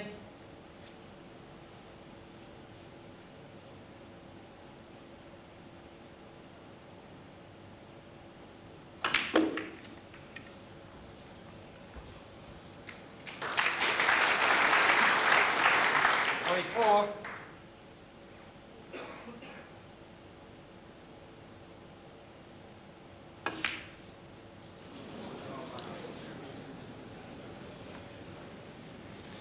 4. Alex Higgins. That's not the first easy shot that Higgins has missed in this session, and I think he's had a little reaction from his great deeds last night when he won the last 3 frames of the match to beat Jimmy White in a never-to-be-forgotten semi-final.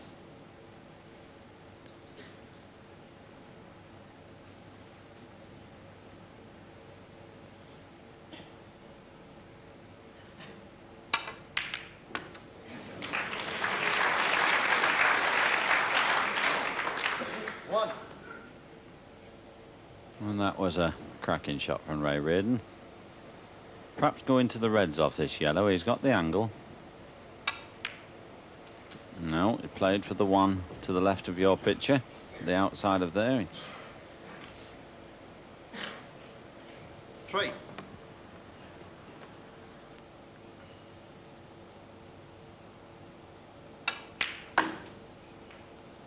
4. 5.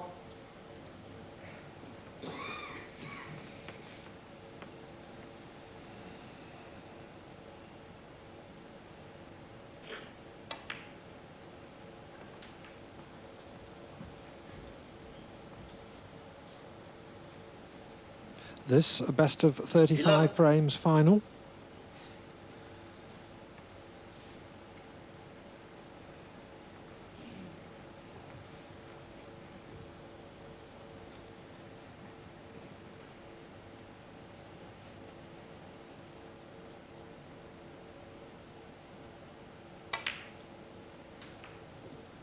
Twelve.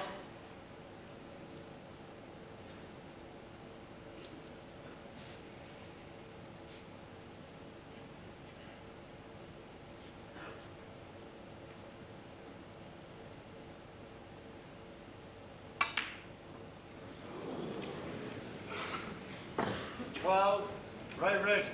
Well, sheer carelessness.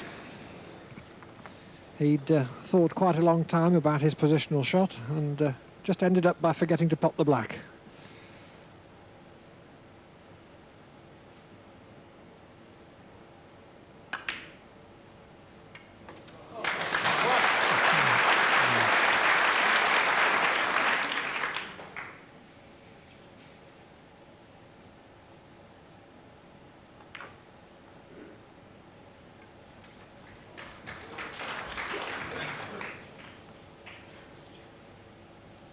Eight.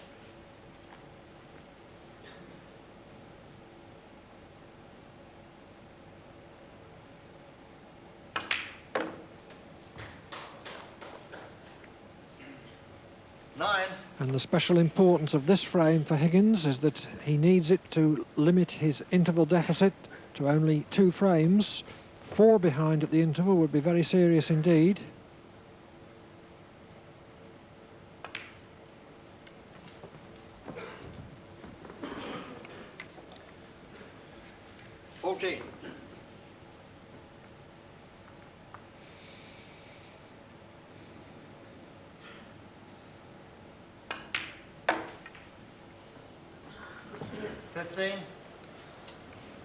Well, that red has freed a red into the opposite left-hand pocket, but he has got just the right angle to nudge these if he wants, and I think he may well take advantage of that.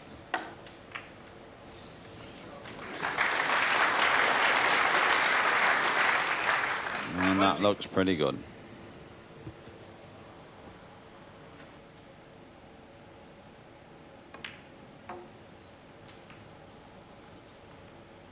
One.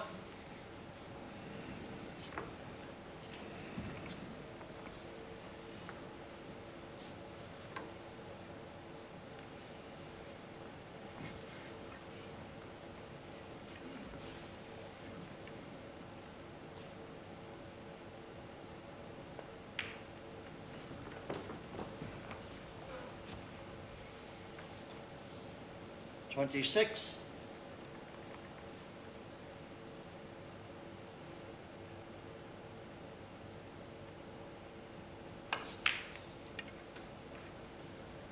27.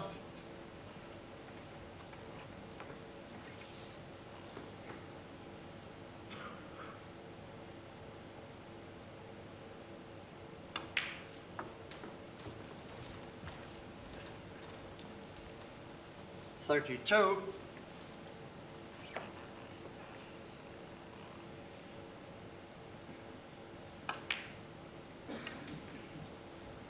33. And just the blue means that Reardon needs a snooker.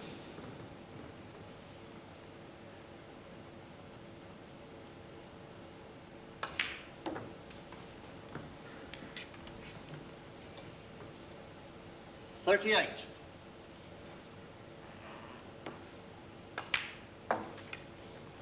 39.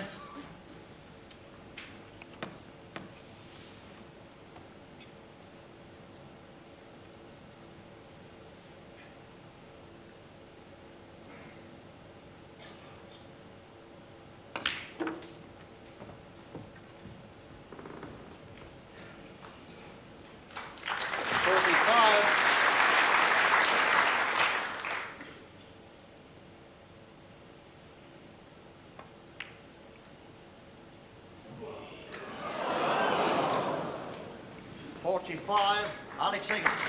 And that's plenty to ensure that Alex Higgins is only 2 frames behind at the interval.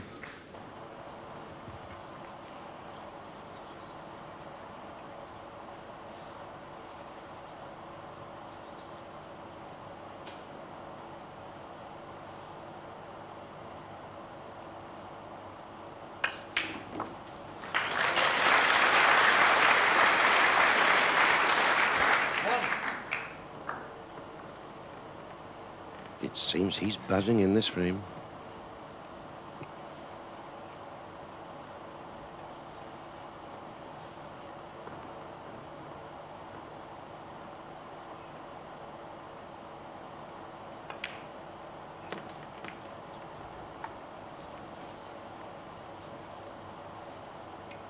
Six.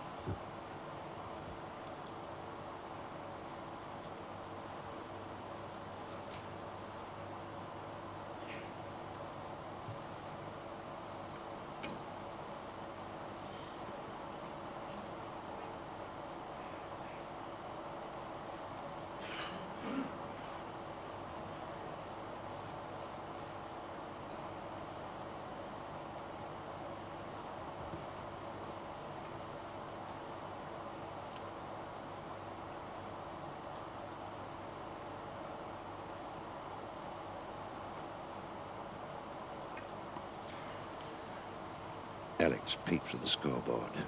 £37,500 at stake in this final.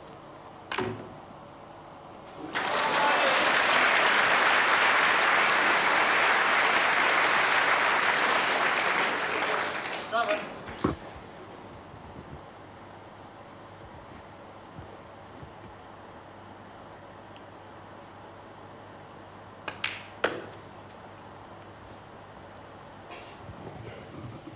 And that looks absolutely perfect for the red, just to the left of the black. Holding the white there for the black into the opposite corner pocket.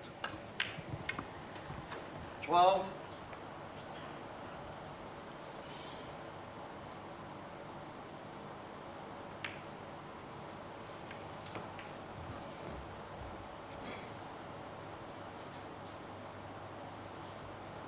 $19.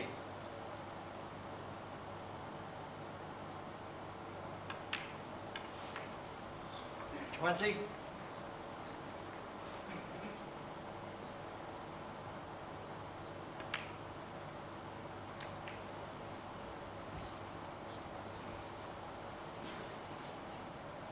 27.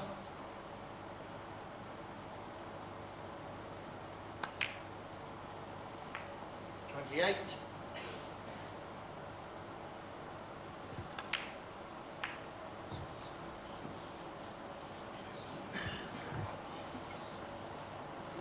35.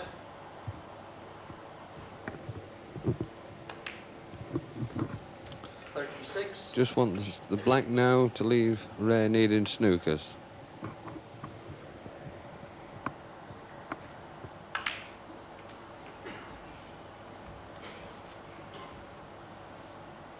$43.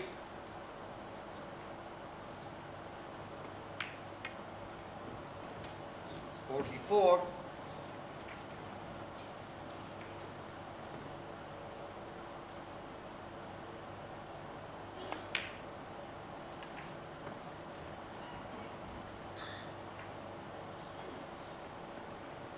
50.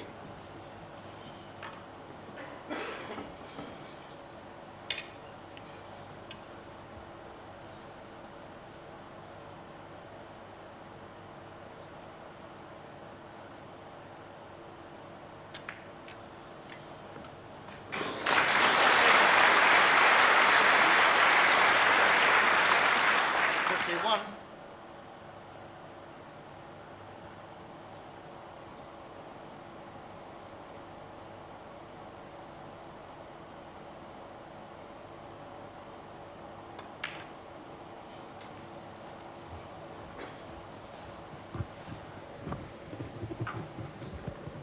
58.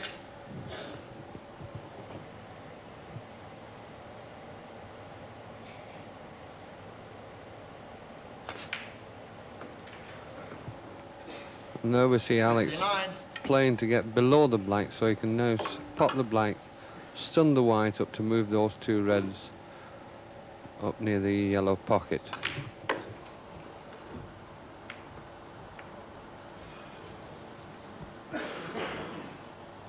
66.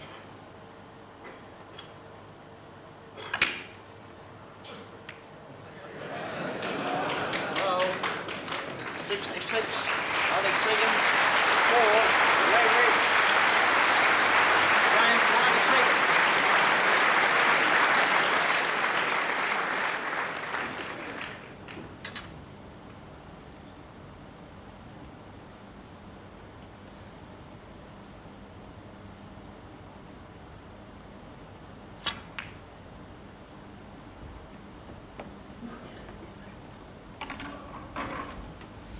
And that really is a beautiful shot.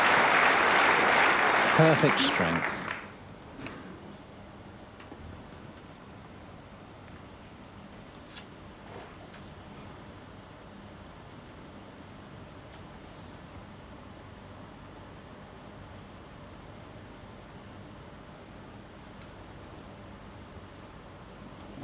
Well, Alex is going to try and play this off the right-hand cushion, bolt cushion, with a lot of right-hand side to bring the white back. Oh, and it's a free ball. Ray Reid. Free ball.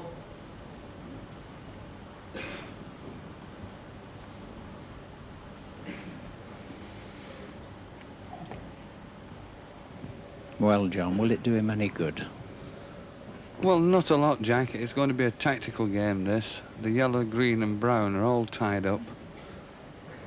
And there's only 5 points in the game, so a lot of tactical play to come into this game yet. And Ray, of course, is one of the masters at this sort of game.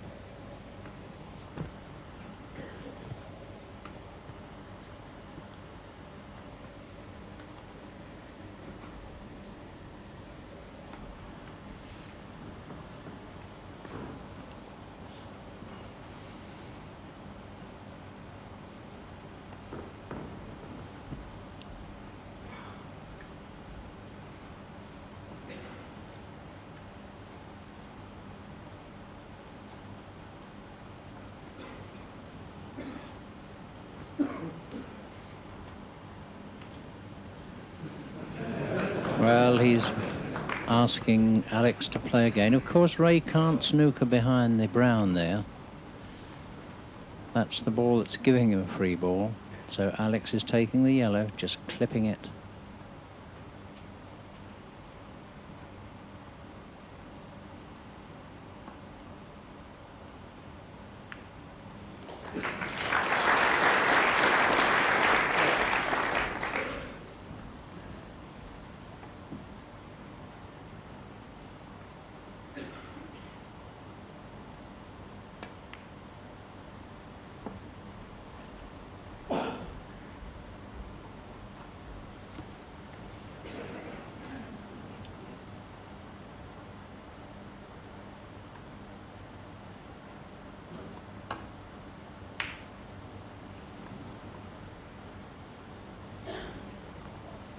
Ray Reid 32, Alex Higgins 37.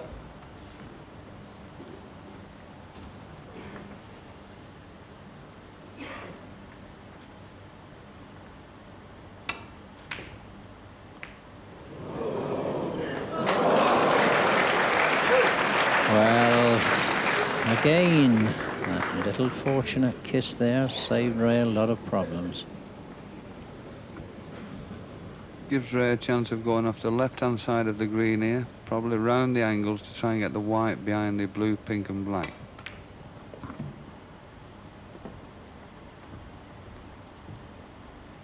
Two, Ray Reid.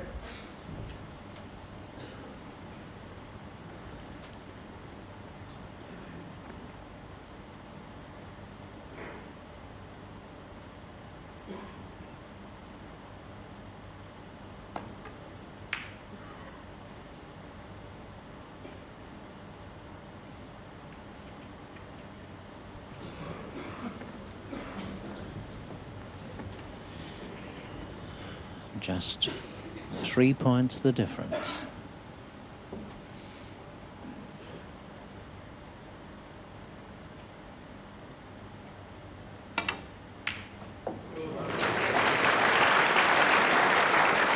Oh, and Three. close to the brown there.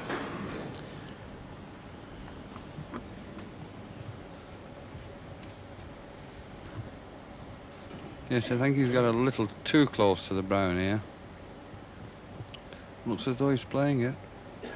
Very dangerous shot, this. Oh, that's all the way. A super little shot. A really classy little shot now. 7. Yes, Jack, that was a tremendous putt. Knew he was leaving the brown over the pocket if he missed it. 12.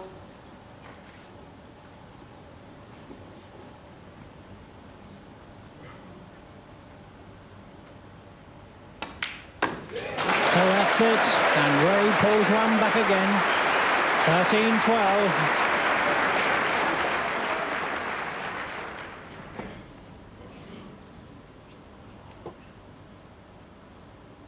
The difference now 24 points with 22 points on the table.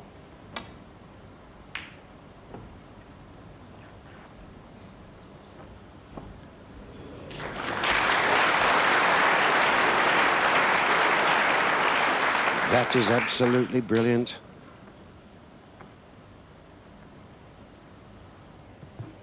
Well, Alex wants to play off this off the 2 cushions, just looking to see if he's got the right angle.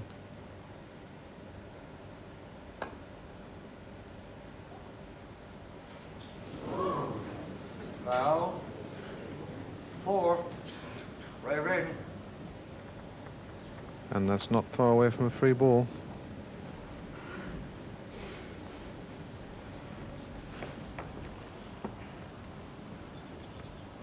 The difference down to 20 points.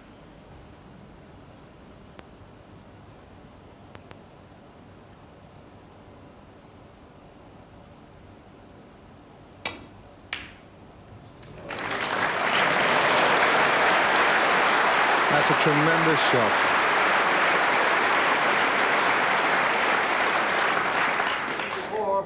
And this is a very tough blue.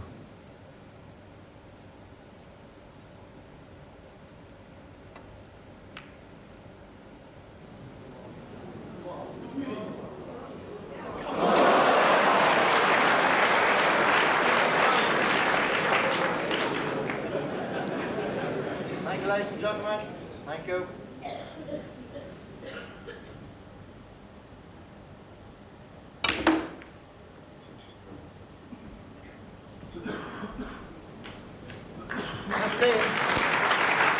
To come a little bit further into the middle of the table again. This is a tough black.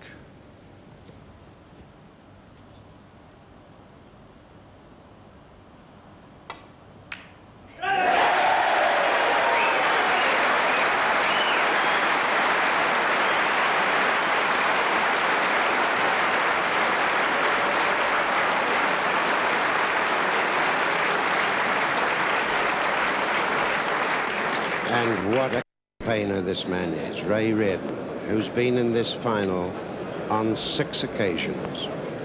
Draws level, 15 frames each.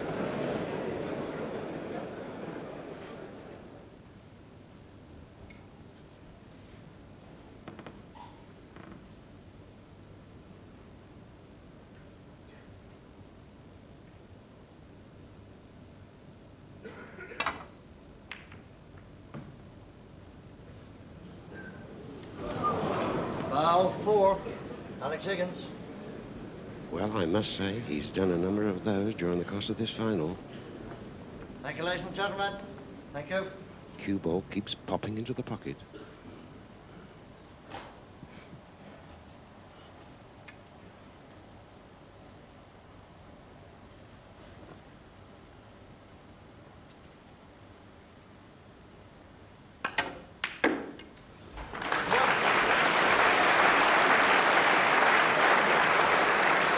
And that's a magnificent shot, right on the black. Yes, and that was a real pressure shot, because had he have missed that, all the reds were spread open and he would have left Rear with a good chance. Marvellous shot.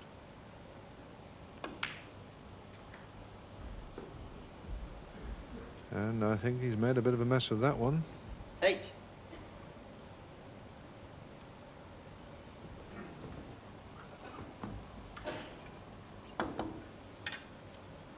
and left himself in a very difficult position to use the rest.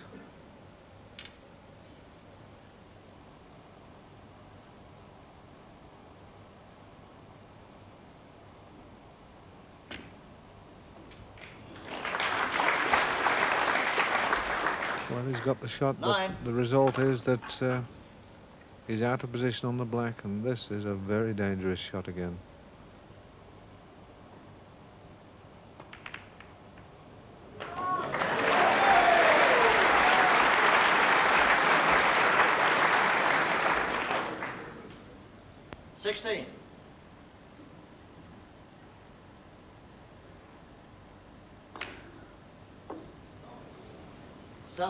And everything's starting to flow now for Alex Higgins.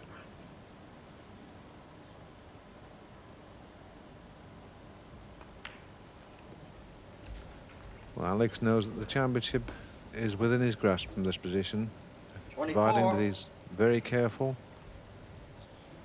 No reason why he shouldn't win the title here.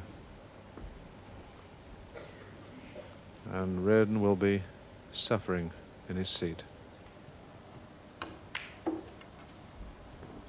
25.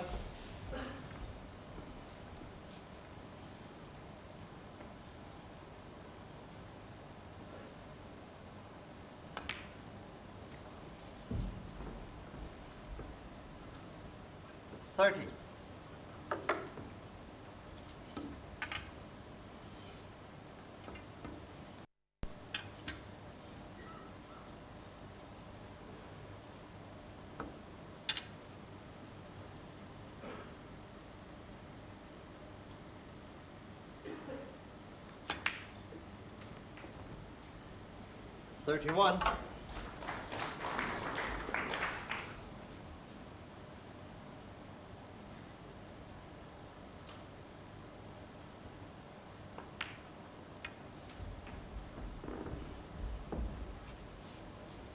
This is the 38. 4th time that Alex Higgins has been in this final. Won it in 1972. Lost it to Ray Reardon in 1976. 39. And lost it to the Canadian champion Cliff Thorburn in 1980. Frustrated, but helpless.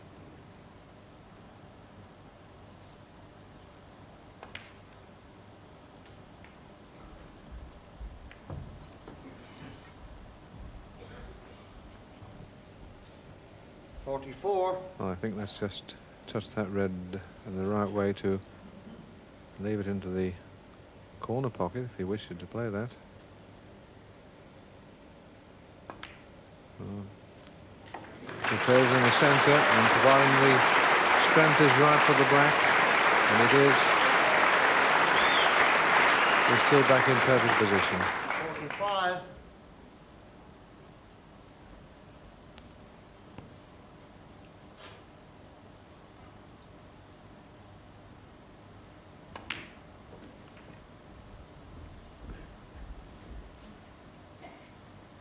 $52.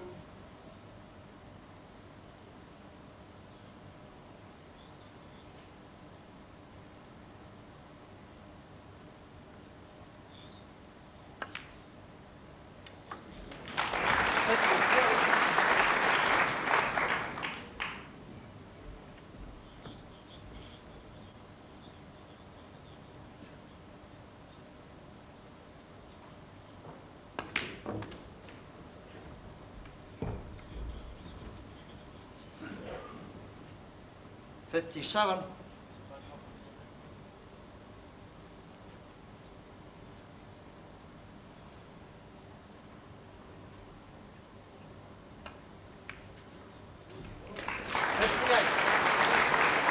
Well, now he's got the perfect angle, and he's got to disturb the reds.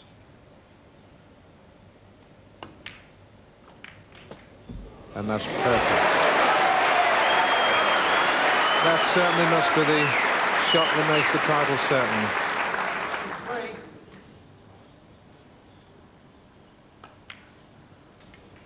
64.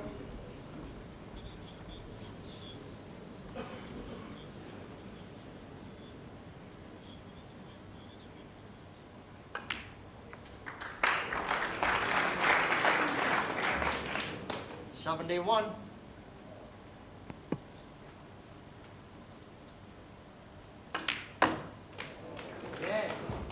72.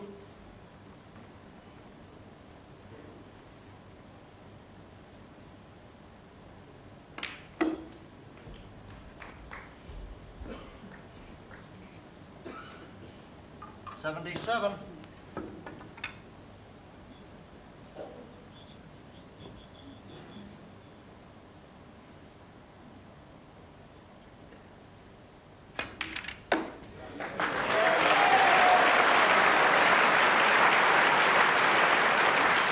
78.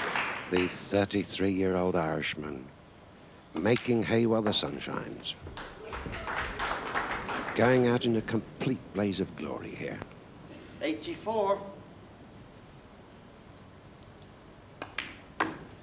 85. Controversial, temperamental, but a terrific talent for the game of snooker.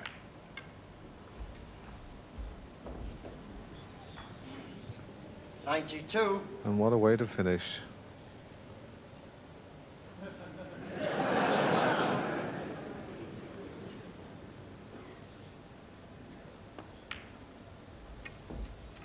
'93.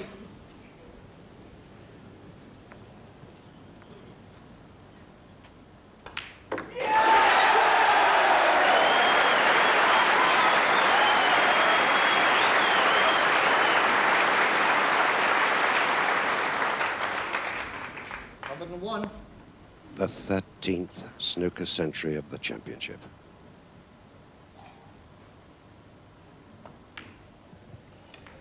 And what a time to make it, Ted. Fantastic. 108. Wide, please. Thank you.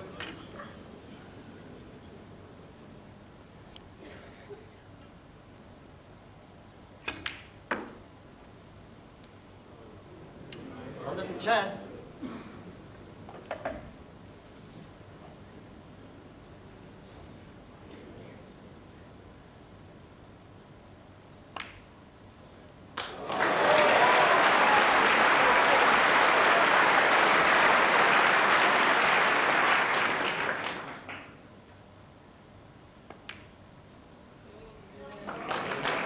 170. Just 3 balls to go now for a break of 135. 122. Ray Reardon has sat in his chair for the whole of this final frame. 128.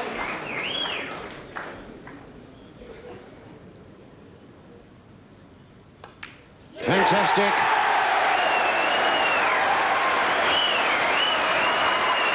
And the Embassy World Snooker Champion for 1982 is Alex Hurricane Higgins.